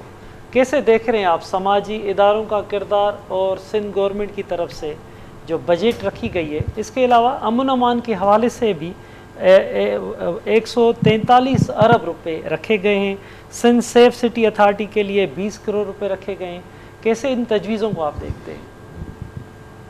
सारी तजवीज़ें माशाल्लाह इनकरेजिंग है, स्पेशली जो आपने 140 बिलियन प्लस जो सेफ सिटीज़ के लिए रखा, या जो सिक्योरिटी के लिए रखा बहुत ज़रूरी है। कोई भी एक्टिविटी, जैसे कि एक स्पीकर भी कह रहे थे कि आप एंटरप्रेन्योरशिप और बाकी बिजनेस एक्टिविटीज़ तभी बढ़ा सकते हैं, नौजवानों को इंगेज कर सकते हैं अगर सिटीज़ हमारे सेफ होंगे, रास्ते सेफ होंगे, रोड्स बने होंगे। और स्पेशली आपके सामने कराची की सिचुएशन है, कभी वो बेहतर होती है, कभी ख़राब हो जाती है, उसमें सेफ्टी जो है वो बड़ी प्रायोरिटी रखी जाती है। और इंडस्ट्री पे अभी बात की जा रही थी, छोटी इंडस्ट्री पे, स्पेशली स्मॉलर इंडस्ट्री या कॉटेज इंडस्ट्री, कराची की तरफ नहीं देखना चाहिए, कराची से निकाल के बाकी शहरों तक भी ये इंडस्ट्री को स्प्रेड करना चाहिए। और सबसे बढ़कर जो एग्रीकल्चरल कमोडिटीज़ हैं उनकी वैल्यू एडिशन बहुत ज़रूरी है। तो ये सारी चीज़ें साइड बाई साइड चलेंगी। एग्रीकल्चर आपको रॉ प्रोडक्ट देगा जैसे कॉटन है या बाकी चीज़ें हैं, और बाकी जो इंडस्ट्री है वो उन पर रिलाई करेंगी, उनकी जो प्रोडक्ट्स हैं उनकी वैल्यू एडिशन होगी। और ये सारी चीज़ें डेफिनेटली गवर्नमेंट अकेले तो नहीं कर सकती, उन्हें NGO सेक्टर चाहिए, ताकि जहाँ तक गवर्नमेंट की रीच ना हो, एक्सेस ना हो, NGO सेक्टर वहाँ पे काम करे। मुझे कुछ 10-12 साल पुराना एक एक्सपीरियंस याद आ रहा है, मैंने विज़िट किया था बदीन सिटी का जी। तो वहाँ पे क्योंकि 2010 और 11-12 में जब फ्लड ने इफेक्ट किया, तो मुझे एक दोस्त बता रहे थे कि यहाँ पे बहुत ज़्यादा रोल प्ले किया, कोई 80 या 90 प्लस NGOs थी बदीन सिटी में जिन्होंने रिहेबिलिटेशन में काम किया और लोगों को मुख्तलिफ सेक्टर्स में हेल्प आउट किया। तो NGO सेक्टर पे भी इन्वेस्ट करना चाहिए गवर्नमेंट को। तो कि हम ये कहते हैं कि ये पैरेलल काम करते हैं गवर्नमेंट सेक्टर के या उनका काउंटर होते हैं, लेकिन जहाँ पे गवर्नमेंट की एक्सेस नहीं होती वहाँ पे इनका एक रोल है और लोग इनको अच्छी नज़र से देखते हैं। गवर्नमेंट अगर इनको सपोर्ट करी तो ये और भी अच्छी बात है। और सबसे बढ़कर ये कि सिंध की जो NGO सेक्टर है उसका बड़ा रोल है, स्पेशली कराची जो कैपिटल है, AD फाउंडेशन है और भी बेतहाशा NGOs हैं, तो उनका अपना एक किरदार है मुल्क की तामीर और तरक्की में। हेल्थ सेक्टर में किरदार है। हेल्थ में जो बात हुई तो मैं अभी हेपेटाइटिस की बात करूँगा और आर्सेनिक और लेड वगैरह, बड़ा पानी की वजह से बड़े इश्यूज बने। सो बहुत सारे NGOs ने इन पे भी काम किया कि वो लोगों को सेफ ड्रिंकिंग वाटर में हेल्प करें। और जैसे भी एक स्पीकर कह रहे थे कि फूड का बड़ा इशू है, लोगों को प्रॉपर न्यूट्रिशन नहीं मिल रही, सो बहुत सारे NGOs ने इस पर भी काम किया। बल्कि मुल्क के बहुत सारे हिस्सों से NGOs स्पेशली थर गई और उन्होंने अपनी तरफ से कोशिश की कि वो कुछ शेयर डालें थर के लोगों को अपलिफ्ट करने में। तो ये इकदाम बहुत अच्छे हैं कि आपने NGOs के लिए बजट एक मुख्तस किया है सर्टेन किस्म का। जी, अलावा स्किल है उसमें भी गवर्नमेंट ने अपना प्रॉपर रोल प्ले किया। ज़ाहिर है एक बजट में तो ये चीज़ें इम्प्रूव नहीं हो सकती, लेकिन हम ये एक्सपेक्ट करते हैं कि ये विद द पेस ऑफ टाइम इंशाल्लाह बेहतर होंगी। बिल्कुल डॉक्टर अताउर रहमान साहब, आपने थर की बात की, बिल्कुल थर हो, काछ हो, सिंध का हो, कोहिस्तान हो, बहुत ज़्यादा वहाँ काम की ज़रूरत है। नाज़िन हिते वक्त थियो आहे नंढड़े ब्रेक जो, असां सां गॾु रहिजो। हिन मुआशी सूरत हाल ते सिंध बजट जे बाबति असां इंतहाई अहम ॻाल्हि ॿोल जो सिलसिलो जारी रखंदासीं। वेलकम बैक नाज़रीन असां सिंध बजट बाबति इंतहाई अहम ॻाल्हि ॿोल मुआशी माहिरनि खां करे रहिया आहियूं। मुआशी माहिर असांजा एक्सपर्ट्स सिंध बजट में जेके तजवीज़ूं ॾिनियूं वियूं आहिनि उन ते इंतहाई संजीदगीअ सां पंहिंजा ख़्याल असांखे ॿुधाए रहिया आहिनि, जंहिंमां मालूम थी रहियो आहे त सिंध में अञा केतिरे कम जी ज़रूरत आहे, हिन बजट सां कहिड़ा फ़ाइदा थींदा, केतिरो फ़ाइदा किथे न पहुचंदा, उन समूरे मामले ते असां ॻाल्हि ॿोल जो सिलसिलो जारी रखूं पिया। डॉक्टर नवेद अहमद शेख साहब, तव्हां ॾे था अचूं त हिन बजट में अगरि असां हायर एजुकेशन कमीशन जी स्कॉलरशिप जी असां ॾिसूं था, 2 अरब रुपयनि जी ॻाल्हि कई वई आहे। 16 कैडेट कॉलेजिस लाइ 31 करोड़ आहिनि। मुख़्तलिफ़ी कॉलेजिस जे हवाले सां, तालीम जे हवाले सां इहे पैसा रखिया विया आहिनि। तव्हां कीअं था ॾिसो त हीअ जेकी स्कॉलरशिप आहे, सिंध जो जेको नौजवान आहे उन में उनखे अॻियां आणण लाइ वधीक स्कॉलरशिप जी ज़रूरत आहे। ऐं ॿियो इन सां गॾोगॾु सिंध जा जेके पुठिते पियल इलाइक़ा आहिनि, मिसाल तौर ते थर आहे, उते ॿारनि जी ग़िज़ाई खोट आहे, उहे ॿार खोड़ सारा उते तमामु वॾा सान्या थींदा आहिनि। काछे में तमामु वॾा नुक़सानात थींदा आहिनि मुख़्तलिफ़ बीमारियुनि जे करे। या अगरि असां कोहिस्तान हलिया था वञूं त इन ते छा स्पेशली कमु करण जी ज़रूरत आहे? बिल्कुलु असलम साहब, असल में पुअर फ्रेंडली बजट तॾहिं असां ॾेई सघंदासीं जॾहिं असां फोकस उन्हनि इलाइक़नि खे कंदासीं जेके असल में इकोनॉमिक ग्रोथ मां कोई बि पंहिंजो हिसो खणण खां लाचार आहिनि। या त लूप लाइन ते आहिनि, सेंटर खां परे आहिनि, जियोग्राफिकल डिस्टेंसिस आहिनि जंहिंजे करे उहे इलाइक़ा या उन इलाइक़े जी आबादी जेका मेन स्ट्रीम इकॉनमी मां फ़ाइदो नथी वठे, या उहे कंहिं अहिड़े जियोग्राफिकल टेरेन में आहिनि जेके नेचुरल कैलमिटीज़ ऐं डिज़ास्टर्स जे वर चढ़ी था वञनि हर साल ऐं मुख़्तलिफ़ जेको आहे नुक़सान था थियनि, उते लाज़मी तौर ते अहिड़े क़िस्म जूं जेको आहे इन्वेस्टमेंट गवर्नमेंट जे तरफ़ां वधीक हुजणु घुरिजे। उन सां गॾु गॾु जेकॾहिं कोशिशि कजे त इहे जेके इलाइक़ा आहिनि इन्हनि जे नौजवान ॿारनि खे कैडेट कॉलेजिस ऐं ॿियनि जेको आहे शहरनि जे कॉलेजिस ताईं स्कॉलरशिप्स मुहैया कयूं वञनि, त जीअं उहे बि उन मेन स्ट्रीम इकॉनमी जो ऐं मेन स्ट्रीम सोसाइटी जो हिसो थी सघनि जंहिंखां हू डिप्राइव्ड आहिनि काफ़ी अरसे खां। त हीअ जेके 2 अरब रुपया मुंहिंजे ख़्याल में सिंध HEC पहिरियों दफ़ो इंटरनेशनल स्कॉलरशिप जेको आहे उहा इंट्रोड्यूस कराई आहे। शायदि मूंखे ख़बर न आहे त पोएं साल बि हुई, ऐं असांजा जेके दोस्त आहिनि यूनिवर्सिटीज़ में जेके लेक्चरर्स या असिस्टेंट प्रोफेसर्स आहिनि उहे हमेशह कोशिशि कंदा आहिनि त असां HEC जी स्कॉलरशिप ते ॿाहिरि वञूं, छो ॿाहिरि पढ़णु ॾुखियो हूंदो आहे ऐं उन में जेको आहे ख़र्च बि तमामु घणो ईंदो आहे। पोइ HEC फेडरल HEC जा त काफ़ी अरसे खां प्रोग्राम्स हलनि था पिया, जंहिंजे तहत यूनिवर्सिटियुनि मां असांजा उस्ताद जेको आहे ॿाहिरि वेंदा आहिनि ऐं PhD करे ईंदा आहिनि। सो ही पहिरियों दफ़ो आहे सिंध HEC शायदि इहो प्रोग्राम इनिशिएट कयो आहे। हम्बल स्टार्ट आहे, 2 अरब रुपया रखिया विया आहिनि। जेकॾहिं असांजा इन्हनि मां 30-35 जेको आहे टीचर्स आहिनि, लेक्चरर्स आहिनि या असिस्टेंट प्रोफेसर्स आहिनि, मुख़्तलिफ़ मुल्कनि मां PhD करे नेक्स्ट 5 सालनि में वापसि मोटी था अचनि, त इहा बि हिकिड़ी असांजी वैल्यू एडिशन हूंदी असांजे स्किल्ड मैन पावर में ऐं इनोवेटिव ऐं नॉलेज इकॉनमी जे तरफ़। डॉक्टर साहब कीअं था भला हिन बजट जो ईअं जीअं तत कढिजे त छा इन खे नॉर्मल बजट चई सघिजे थो, विचोली बजट चई सघिजे थो, या तव्हांजो इन ते छा तर्जुमो हूंदो? मूंखे इन बजट में कोई इशू मतिलबु हिकु मेन जेको आहे नज़र नथो अचे, सवाइ इन जे जो इन जी इम्प्लीमेंटेशन ते गुज़िरियल साल जी गवर्नेंस जे हवाले सां शयूं आहिनि। असां चयोसीं त अंगनि अखरनि में डिस्कस कयोसीं असां त अंग अखर पंहिंजी जाइ ते अहमियत रखनि था, पर जेकॾहिं असां उन्हनि खे इम्प्लीमेंट नथा कयूं, जेका अलोकेशन असां रखी आहे उहा अलोकेशन प्रॉपरली उन डिपार्टमेंट में, उन महकमे में, उन सिटी में, उन जेको आहे इलाइक़े में इम्प्लीमेंट नथी थिए ऐं उनजो लाभ आम माण्हूअ खे नथो मिले, त पोइ उहे अंग अखर बेकार आहिनि, उन्हनि जो कोई फ़ाइदो कोन्हे। ऐं जेकॾहिं तव्हां उनखां पोइ ॾिसो त असां स्पोर्ट्स ते ॻाल्हायोसीं, उन में तमामु घटि अलोकेशन थियल आहे। महांगाई कंट्रोल करण जे हवाले सां फेडरल बजट ऐं जेका प्रोविंशियल बजट उहे ॿई हिक ई पेज ते आहिनि। ॿई बजट्स कंहिं बि तरीक़े सां महांगाई कंट्रोल करण वारे हवाले सां कोई बि किरदारु न निभाए सघियूं आहिनि। हा, सैलरी इंक्रीज़ थी आहे, पर तव्हां इहो ॾिसंदव त जेको टैक्स रेवेन्यू आहे प्रोविंशियल, उन में बि घटि में घटि 55 अरब रुपयनि जी सेल्स टैक्स लॻाई वई आहे।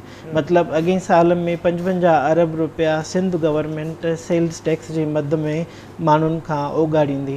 त चवण जो मतिलबु इहो आहे त पेट्रोल प्राइसिस हूअं ई उन ते लेवीज़ फेडरल गवर्नमेंट लॻाए थी, वरी मथां सूबाई हुकूमत 55 अरब रुपयनि जी टैक्स लॻाई आहे, त महांगाई कंहिं बि सूरत में कंट्रोल कोन थींदी।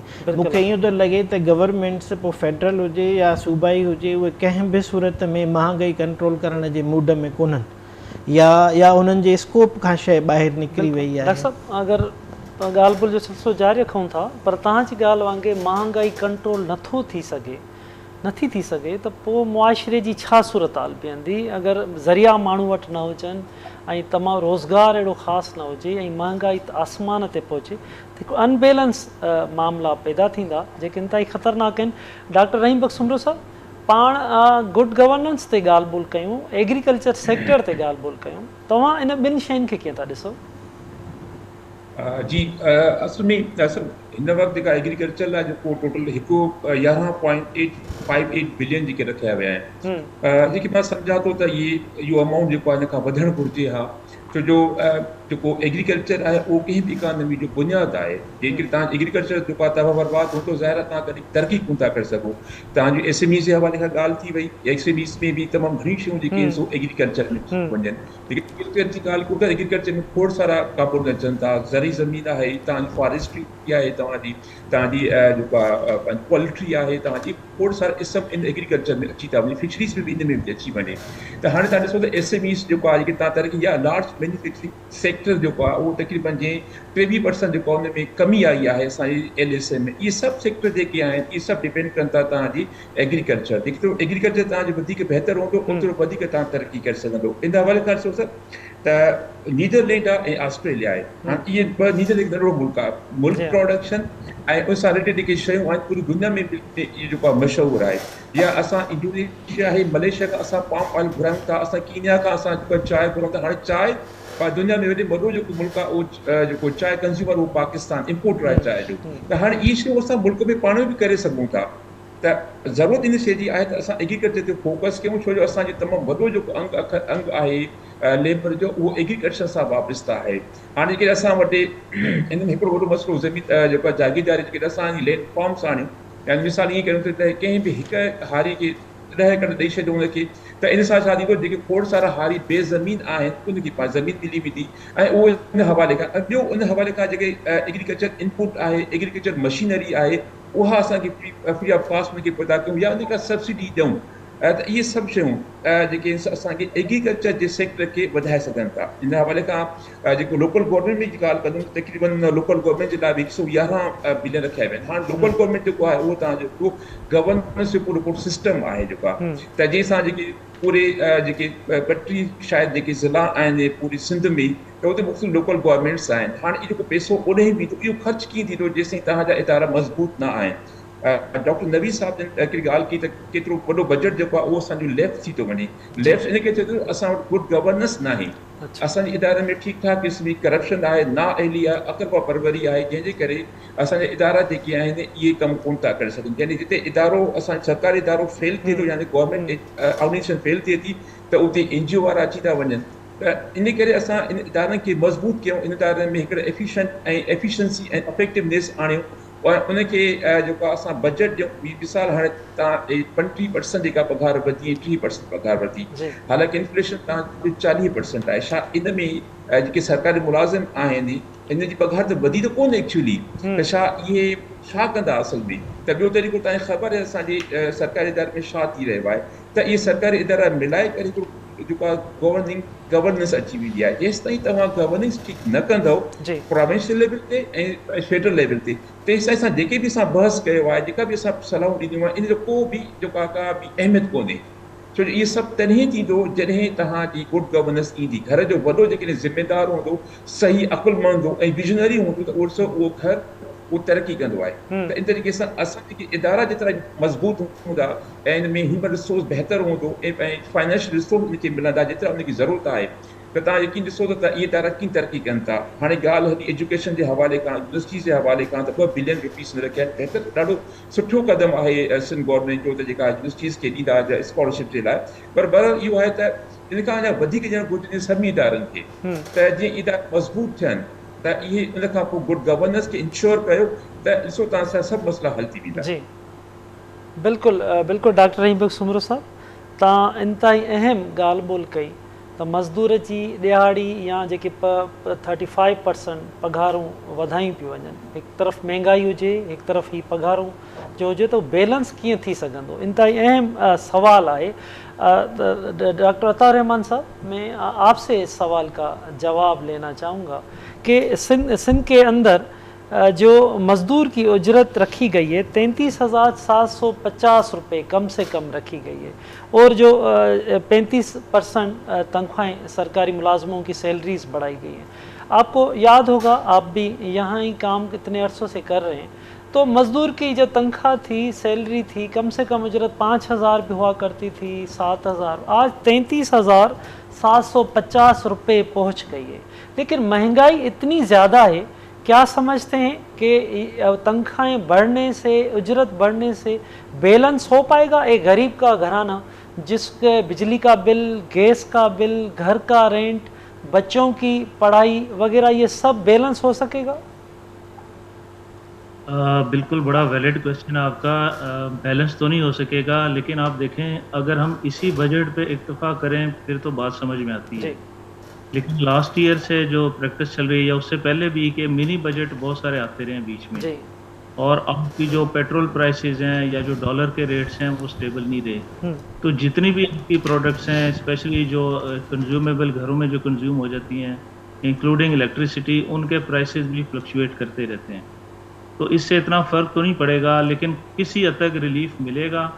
और ये एक्सपेक्टेड भी था। जैसे ज़ाहिर है, जैसे अभी बात भी कर रहे थे बाकी स्पीकर्स भी, कि जो प्रोविंशियल बजट होता है वो थोड़ा बहुत फ़र्क के साथ तकरीबन फेडरल के बजट को फॉलो करता है। तो फेडरल ने एक मार्क अपना सेट किया और उसी को इन्होंने भी फॉलो किया। लेकिन एज ए होल मेरे नहीं ख्याल कि जिस रफ्तार से महंगाई बढ़ रही है या ऑयल प्राइसेस फ्लक्चुएट कर रही हैं, इतना ज़्यादा फ़र्क पड़ेगा या रिलीफ मिलेगा।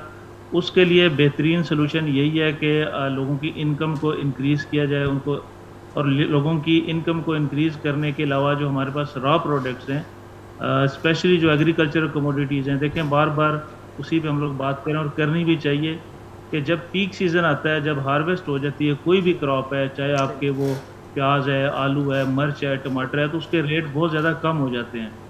यानी जो फार्मर्स हैं उनको इनपुट के प्राइसेस भी नहीं मिलते, इतना लो रेट गिर जाता है। लेकिन उसके बाद वही चीज़ मंडियों में आती है, तो एक स्पीकर के मुंह की बात के मिडल मैन फिर उस चीज़ों को अपने अकॉर्डिंगली जो है ना वो सेल करता है। वैल्यू एडिशन की ज़रूरत है, चीज़ों को ड्राई करने की ज़रूरत है, और न्यू जो एवेन्यूज़ हैं अर्निंग के वो एक्सप्लोर करने की ज़रूरत है। छोटा से इसमें एक बात ऐड करूँगा, अभी सर ने भी बात की कि लाइफ स्टॉक, पोल्ट्री और इस तरीके से देखें, हलाल फूड में पाकिस्तान का कोई शेयर नहीं है। कराची से हलाल फूड में कोई इतने ज़्यादा रोल नहीं प्ले किया जाता। इस टाइम दुनिया की जो इंडस्ट्री है हलाल फूड की, वो अराउंड 5000 बिलियन डॉलर्स की है, जिसमें मेजर जो प्लेयर्स हैं वो ब्राज़ील है, फ्रांस है, इंडिया है और बहुत सारे ममालिक हैं। पाकिस्तान का इसमें कोई इतना अच्छा रोल नहीं है, और एक्सपेक्टेड ये है कि 2025 तक ये इंडस्ट्री डबल होगी, मतलब 10,000 बिलियन डॉलर्स की इंडस्ट्री होगी हलाल फूड की। तो अगर आप इसका 2% भी अचीव करते हैं तो आपकी जो एक्सपोर्ट है वो डायरेक्टली 200 या 100 to 200 यूएस बिलियन डॉलर्स पे पहुंच जाएगी, जो कि एक तो इनकम जनरेट करेगी आपकी, और ये जितने भी गैप्स हैं आपके अभी जो इकॉनमी पे बर्डन पड़ रहा है, और वो बर्डन फिर इनडायरेक्ट टैक्स की शक्ल में आम पब्लिक पे डाला जाता है, वो सारी चीज़ें टैकल होंगी, और आपकी जो मुआशी सिचुएशन है, चाहे वो अर्बन एरिया की है, रूरल एरिया की है या प्रोविंसेस की है, वो बैलेंस हो सकेगी। सो हमें अपने जो अर्निंग के मीन्स हैं या रेवेन्यू जनरेटिंग जो है उनको बेहतर करना होगा, और सबसे ज़्यादा इन्वेस्टमेंट उसमें राइट नाउ जो मुझे नज़र आ रही है वो एग्रीकल्चर सेक्टर है। सबसे ज़्यादा लोग इससे वाबस्ता हैं, और बड़ा एक्सपीरियंस है हमारे फार्मर्स के पास बहुत बड़ा। उसको हम अपने एजुकेशन, और स्पेशली जैसे अभी बात हो रही थी कि जो PhDs को बाहर भेजा जा रहा है, मेरी ये ख्वाहिश होगी कि उसमें फूड प्रोसेसिंग के PhDs जाएं, जो यहाँ पे आके फूड इंजीनियरिंग और फूड प्रोसेसिंग की इंडस्ट्री लगाएं, और उसको इस लेवल तक पहुँचाएं कि वो घर घर पहुँचे, और फार्मर हमारा जो इतनी मेहनत से एक सीज़न की क्रॉप ग्रो करता है, at the end of the day उससे मार्केट में कोई लेने को तैयार नहीं होता। तो ये जो लॉसेस हैं, ज़ाहिर है डेफिनेटली फार्मर को जब एक बार लॉस होता है, नेक्स्ट टाइम फिर वो क्रॉप ही नहीं लगाता।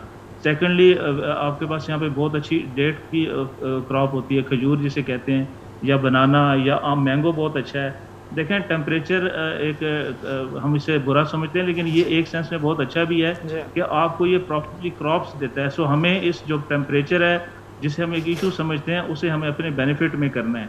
दुनिया ने डेजर्ट से क्या क्या नहीं अर्न किया और किस किस तरीके से नहीं यूटिलाइज़ किया। सोलर पार्क्स का सिस्टम आ रहा है, पानी की जो ऑपरेशन है कैनाल से, उसे कम करने के लिए सोलर के ऊपर वो सिस्टम बनाए जा रहे हैं।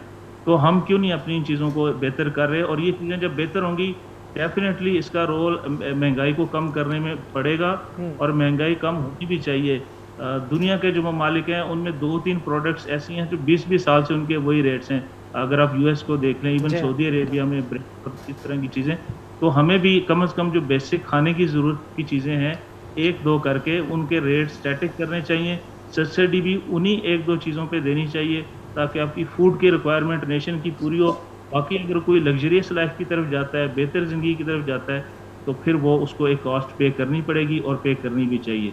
तो अभी तक तो बजट की जो चीज़ें हैं वो ठीक हैं, लेकिन अगर आगे लेटर स्टेज पे 2 महीने बाद या आफ्टर 3 मंथ्स फिर जो है वो मिनी बजट्स आ जाते हैं, फिर लोगों के लिए सर्वाइवल बहुत मुश्किल होगा। ऑलरेडी ये जो 1 साल गुजारा है लोगों ने, ये बड़ा टफ गुजारा है। दो केस में किसी गवर्नमेंट को कसूरवार नहीं कहता, ये पूरा एक आज़ादी से पहले और बाद की जो पूरी एक हमारी नाकिस प्लानिंग है उसका नतीजा है। लेकिन अब हम एक्सपेक्ट यही करते हैं कि फ्यूचर में हम चीज़ों को बेहतर करें और बेहतर करनी भी चाहिए हमें। वक्त का भी तकाज़ा, इससे ज़्यादा हमारी पब्लिक है वो उसके बस में भी नहीं है चीज़ों को बर्दाश्त करना। बिल्कुल डॉक्टर अतार रहमान साहब।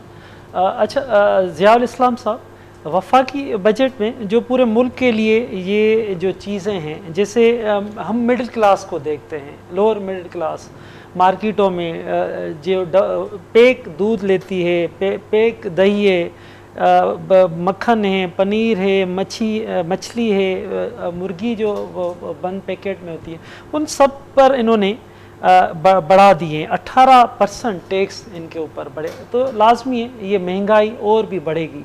ये सब चीज़ें अगर बढ़ जाती हैं तो क्या IMF के शराइत पर ये और भी चीज़ें महंगी हो रही हैं, फिर भी अभी तक मुआहदा नहीं हुआ, तो क्या समझते हैं और भी चीज़ें, और भी खाने पीने की चीज़ें आम लोग जो इस्तेमाल करते हैं और बढ़ेंगी IMF के शराइत पर?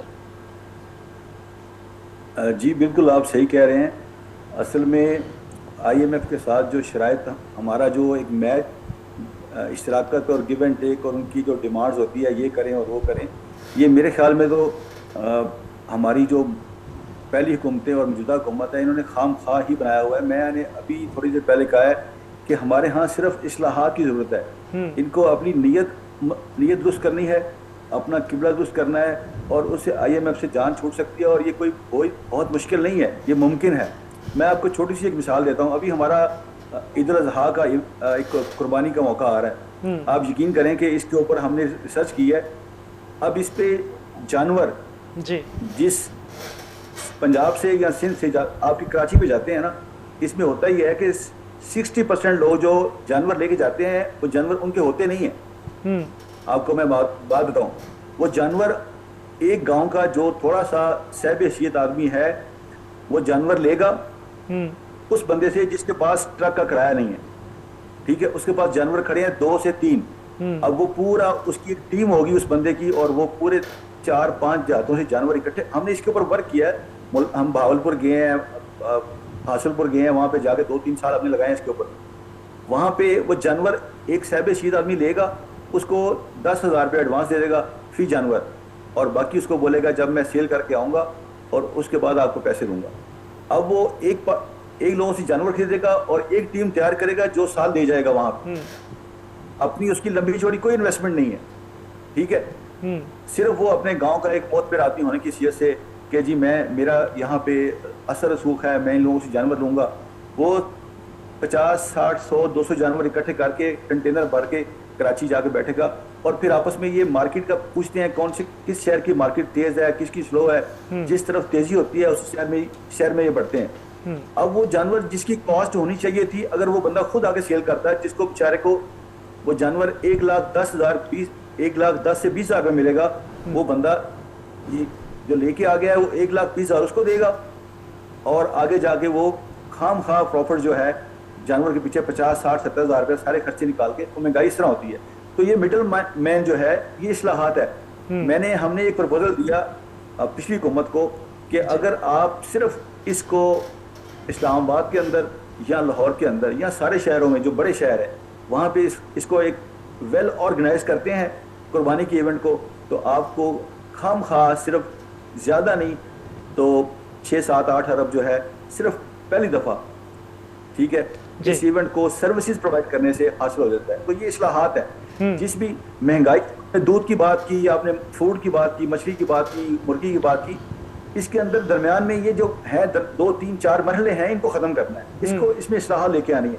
तो आपकी महंगाई सिर्फ 6 माह के अंदर, टोटल 6 माह के अंदर 40 से 45% ख़त्म हो सकती है। आप किसी एक सेक्टर का हम जैसे जो हमने रिसर्च किया भी, आप हमें टास्क दें और टारगेट दें, हम इंशाल्लाह अल्लाह के फजल से आपको अभी दूध की बात की है, आपका दूध सिंध के अंदर हर घर में जितनी ज़रूरत है 80 रुपये की हम ऑफर देते हैं। 80 रुपये खालिस हर बंदे को फ्रेश दूध घर मिलेगा। आप आए बात करें इस पे, हमारी ये पेशकश है। आप कहते हैं महंगाई खत्म नहीं होती, हम आपको करके देते हैं। हम ये देखें ना, ये फोरम है ना, आप बड़ा अच्छा प्रोग्राम कर रहे हैं, आपकी सोच है, आपकी फिक्र है, आप हम जैसे जो थोड़ी सोच रखने वाले लोग हैं इनको मौका देते हैं। 80 रुपए किलो दूध आपको इस महंगाई के दौर में 2 माह के बाद, एक बंदे की जरूरत 1 किलो है उसको 1 किलो मिलेगा, एक बंदे की जरूरत 10 किलो है उसको 10 किलो मिलेगा। सिर्फ इसको डिजाइन करना पड़ता है। देखिए आपने हमें बहुत सारी चीजें डिजाइन की हुई। अभी मैं अक्सर दोस्तों से बात करता हूँ, कभी आपने ATM कार्ड में निकालने 25,000 तो ऐसा तो नहीं होगा कि 25 की जगह 5 निकला है या 25 की जगह पे 1 लाख रुपए निकला है। तो ये चीजें डिजाइन की जा चुकी हैं। बिल्कुल बिल्कुल ज़िया इस्लाम साहब, डिज़ाइन प्लानिंग की ज़रूरत है और उस पर अमल की ज़रूरत है। नवेद में शेख साहब एक अहम ॻाल्हि त मोबाइल फूड टेस्टिंग लेबॉरेटरीज़ जी ॻाल्हि कई वई आहे त खाधे पीते जी शयुनि खे चेक करण लाइ तमामु वॾो इशू रहियो आहे। खाधे पीते जो ख़राबु खाधो हूंदो आहे, तमामु वॾियूं बीमारियूं पैदा थींदियूं आहिनि। ही मोबाइल फूड टेस्टिंग लेबॉरेटरीज़ जे लाइ ॻाल्हि थी कई वञे। इन खां अलावा ॿिया बि खोड़ सारा मामला आहिनि, तव्हां इन ते छा कमेंट कंदा? असां वटि फूड डिपार्टमेंट ऑलरेडी आहे ऐं वो अथॉरिटी ठहियल आहे, फूड अथॉरिटी, उन जा हेॾा मुलाज़िम आहिनि। एग्ज़ैक्टली, ऐं उहे डिस्ट्रिक्ट लेवल ते उहे ऑपरेशनल आहिनि ऐं उन्हनि जा फूड इंस्पेक्टर बि हूंदा आहिनि ऐं उहे विज़िट बि कंदा आहिनि ऐं सैंपल कलेक्ट करे उन जी टेस्टिंग बि थींदी आहे।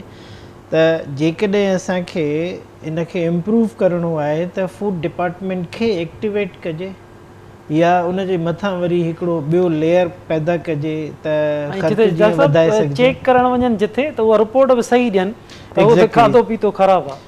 असां जेको ॿुधंदा आहियूं त होटलनि ते जेका चांहि थी ठहे उन में जेको खीर थो यूज़ थिए त उन खीर खे जेकॾहिं असां मतिलबु चऊं त छा आहे त ज़हर खां थोरो ई घटि जेको आहे हूंदो, या जेके मिलावट शुदा जेके असां वटि ख़बरूं ईंदियूं आहिनि त खीर में कहिड़ी मिलावट थी थिए, मिर्चनि में कहिड़ी शइ जी मिलावट थी थिए, त इहो फूड डिपार्टमेंट जे हूंदे थो थिए। सवाल इहो आहे त जेकॾहिं फूड डिपार्टमेंट उन में कामयाबु नथो वञे त उन जे मथां तव्हां मोबाइल टीमूं ठाहे करे उन्हनि मां कहिड़ा टारगेट्स वठण था चाहियो, पहिरीं ॻाल्हि इहा। ॿी ॻाल्हि इहा आहे त उहे छा हर डिस्ट्रिक्ट लेवल ते मोबाइल टीमूं हूंदियूं? मिसाल हिकिड़ी वैन हूंदी जेका पूरी लैब जो इक्विपमेंट उन में अंदरि हूंदो, उन में एक्सपर्ट वेठो हूंदो जेको हर शॉप ते वेंदो ऐं सैंपल कलेक्ट कंदो ऐं उन खां पोइ उहो इमीडिएटली रिपोर्ट ॾींदो। ऐं जेकॾहिं उहा रिपोर्ट सही नथी अचे या जेका खाधे पीते जी शइ आहे उहो वापराइण जे क़ाबिल कोन्हे त उन जी सज़ा छा आहे, उन ते फाइन केरु हणंदो, उहो फाइन इम्प्लीमेंट थींदो या न थींदो, इहे वॾा क्वेश्चन्स आहिनि। कॾहिं कॾहिं फेस मास्किंग थींदी आहे त जेको डिपार्टमेंट कमु नथो करे त उन ते तनक़ीद तमामु घणी थी थिए, त इंस्टेड त उनखे असां ठीकु कयूं, असां उन जे मथां हिकिड़ो ॿियो लेयर ॾेई छॾींदा आहियूं त जीअं माण्हुनि खे लॻे त हा वाक़ई गवर्नमेंट कमु करे रही आहे। सो मुंहिंजो जेको ख़्यालु आहे उहो आहे त फूड डिपार्टमेंट खे एक्टिवेट कजे, उन्हनि में रिफॉर्म्स आणजनि, उन्हनि जी ब्यूरोक्रेसी खे ठीकु कजे। दुनिया जे अंदरि इंतिहाई अहम डिपार्टमेंट आहे, ही इंतिहाई अहम कमु आहे, पर असां वटि उनखे ईअं ई वरितो वेंदो आहे फॉर्मेलिटी तौरु। हिन वक़्तु लाइसेंस बि इशू कंदा आहिनि, मतिलबु कोई रेस्टोरेंट तव्हां खोलण था वञो त उहो तव्हांखे लाइसेंस इशू कंदा ऐं तव्हांखे पूरी लिस्ट ॾेखारींदा टर्म्स एंड कंडीशंस जी, ही तव्हां फुलफिल कंदा, उन खां पोइ इहो थींदो। उन जे बावजूदि मार्केट में शयूं अवेलेबल आहिनि। बिल्कुलु। डॉक्टर रहीम बख्श सुमरो साहब, लास्ट में त वक़्तु बि मुख़्तसरन आहे, तव्हां खां कमेंट वठंदुमि अॼोकी बजट ते तव्हां इन जो तत्व कीअं कढो था इन जो? जी सर, ही अॻु में खोड़ नंढी ॻाल्हि कंदी इन्फ्लेशन जे हवाले खां जेको मूंखे टर्म खे मिलियो ग्रीन इन्फ्लेशन, यानी माना इन्फ्लेशन त आहे पर सां गॾु इंसानी लालच बि आहे जंहिंजे करे बि जेको आहे न इन्फ्लेशन अञा वधी थी। कॾहिं ग्रीड ख़तमु थी वञे त ज़ाहिर आहे तव्हां इन्फ्लेशन 50% त ईअं ई ख़तमु थी वेंदो। इहो नओं टर्म मूंखे मिलियो, मां चयुमि त तव्हां सां इहो शेयर कयां, ग्रीड इन्फ्लेशन। सो बहरहाल अॼु जेको बजट आहे जेकॾहिं हिनखे तव्हां मूंखां पुछो था त मूं अॻु बि ॻाल्हि कई शुरू में त हीअ जेका नंढी पिक्चर आहे फेडरल जेको बजट उनजी आहे त तक़रीबन साॻियूं शयूं आहिनि, जेको सिर्फ़ु जेकी क्वांटिटी आहे उन जेके बिलियन रुपीज़ उन जे घटिताव आहे, बाक़ी जेको हिन में कुझु चङियूं शयूं मूंखे मिलियूं। त इहा जेका ॻाल्हि कई त पब्लिक लाइब्रेरीज़ जे हवाले खां ॾाढी सख़्तु ज़रूरत आहे, इहो हिकु ॾाढो बहितरु क़दम आहे गवर्नमेंट जो। ऐं हिन खां अलावा लोकल गवर्नमेंट जा जेके 111 बिलियन आहिनि इहा बहितरु आहे जेको आहे, जेकॾहिं सही तरह सां ॾिना वञनि, लैप्स न थिए, गुड गवर्नेंस अची वञे त तव्हांजा पूरा जेके डिस्ट्रिक्ट लेवल जा जेके आहिनि इशूज़ काफ़ी हल थी सघनि था सिर्फ़ु इन हवाले खां। बहरहाल जेका कमी जेका महसूस थी, नॉन डेवलपमेंट बजट तमामु घणो आहे, तव्हांजी डेवलपमेंट बजट जेका इन करे घटि आहे त अञा वधीक बहितरु आहे। ये कुछ शयूं हुयूं जेके मुंहिंजी नज़र में आहे। एजुकेशन जे हवाले खां ॻाल्हि कयूं था त मां जेको कैलकुलेशन की एजुकेशन जी जेकी 212 बिलियन आहे त इन मक़सद जेके असांजी जेका पॉपुलेशन आहे सिंध जी जेका उहो 4.5 अरब आहे तक़रीबन। जेका डिवाइड कयो था त पूरे साल में 2254 रुपया हिकु माण्हू ते ख़र्च थींदा तव्हांजे जेको आहे एजुकेशन जे मद में, ऐं तक़रीबन हेल्थ जे मद में 45 रुपया ख़र्च थींदा। त हाणे इहो तमामु जेको आहे घटि जेको अमाउंट आहे, छो जो कंहिं बि सिहतमंद कंहिं मुआशी तरक़ी जा ॿ शुबा आहिनि, हिकिड़ो तव्हांजी तालीम आहे ऐं ॿियो सिहत आहे। वधि खां वधि इन ते ख़र्च करणु घुरिजे त इहो तव्हांखे मल्टीप्लायर इफेक्ट ॾींदो। बहरहाल हिन बजट में इहा मूंखे ॾाढी शदीद कमी महसूसु थी त इन ॿिन्ही शोबनि में तमामु घटि खां घटि यानी बजट रखियो, हालांकि इन खां वधि करणु घुरिजे। सो बहरहाल इहे कुझु शयूं आहिनि जेके मां सम्झी कुझु कमियूं कुझु बहितरीन ॻाल्हि हिन में उहे मूंखे सम्झ में आई सभु। बिल्कुलु डॉक्टर रहीम बख़्श उमर साहब इंतहाई अहम ॻाल्हि ॿोल कई तव्हां, वरी महिरबानी तव्हांजी, तव्हां असांखे वक़्तु ॾिनो। डॉक्टर नवेद अहमद शेख साहब तव्हांजी महिरबानी, मोहम्मद अली पाशा साहब, अतीकुर रहमान साहब, डॉक्टर अताउर रहमान साहब, मिर्ज़ा ज़ियाउल इस्लाम साहब, तव्हां सभिनी जी महिरबानी। नाज़रीन इंतहाई अहम मामिलो आहे तव्हांजो असां सभिनी जो त मौजूदा सिंध बजट, वफ़ाक़ी बजट हुजे सिंध जी बजट हुजे, तमामु वॾा अहम इशूज़ आहिनि। ख़ासि तौर ते अॼु जेको मुआशी माहिरनि डिस्कशन कई, तालीम जे हवाले सां, हेल्थ आहे, एग्रीकल्चर आहे, आपाशी निज़ाम आहे, उन समूरनि शयुनि खे सीरियस वठण जी ज़रूरत आहे, इंतहाई संजीदगीअ जी ज़रूरत आहे। छो त हिन वक़्तु जेकी मुआशिरे जो हाल आहे उहो तमामु घणी महांगाई वधी वई आहे, एतिरी महांगाई वधी वई आहे। उन सूरत में समूरनि इदारनि खे, समूरनि माण्हुनि खे संजीदगीअ सां ऐं जेकी बजट आहे, तजवीज़ूं आहिनि, उनखे फाइनल करे ऐं उन ते अमल जी ज़रूरत आहे त जीअं समाज जे अंदरि जेकी तमामु वॾियूं परेशानियूं आहिनि उन जो को हल निकिरी सघे। नाज़रीन स्पेशल ट्रांसमिशन असांजो जेको सिलसिलो आहे बजट जे हवाले सां इहो जारी रहंदो। हिते वक़्तु थियो आहे नंढड़े ब्रेक जो, ब्रेक खां पोइ वरी ॿीहर असां हिन स्पेशल ट्रांसमिशन बजट ट्रांसमिशन में तव्हां सां गॾु हूंदासीं।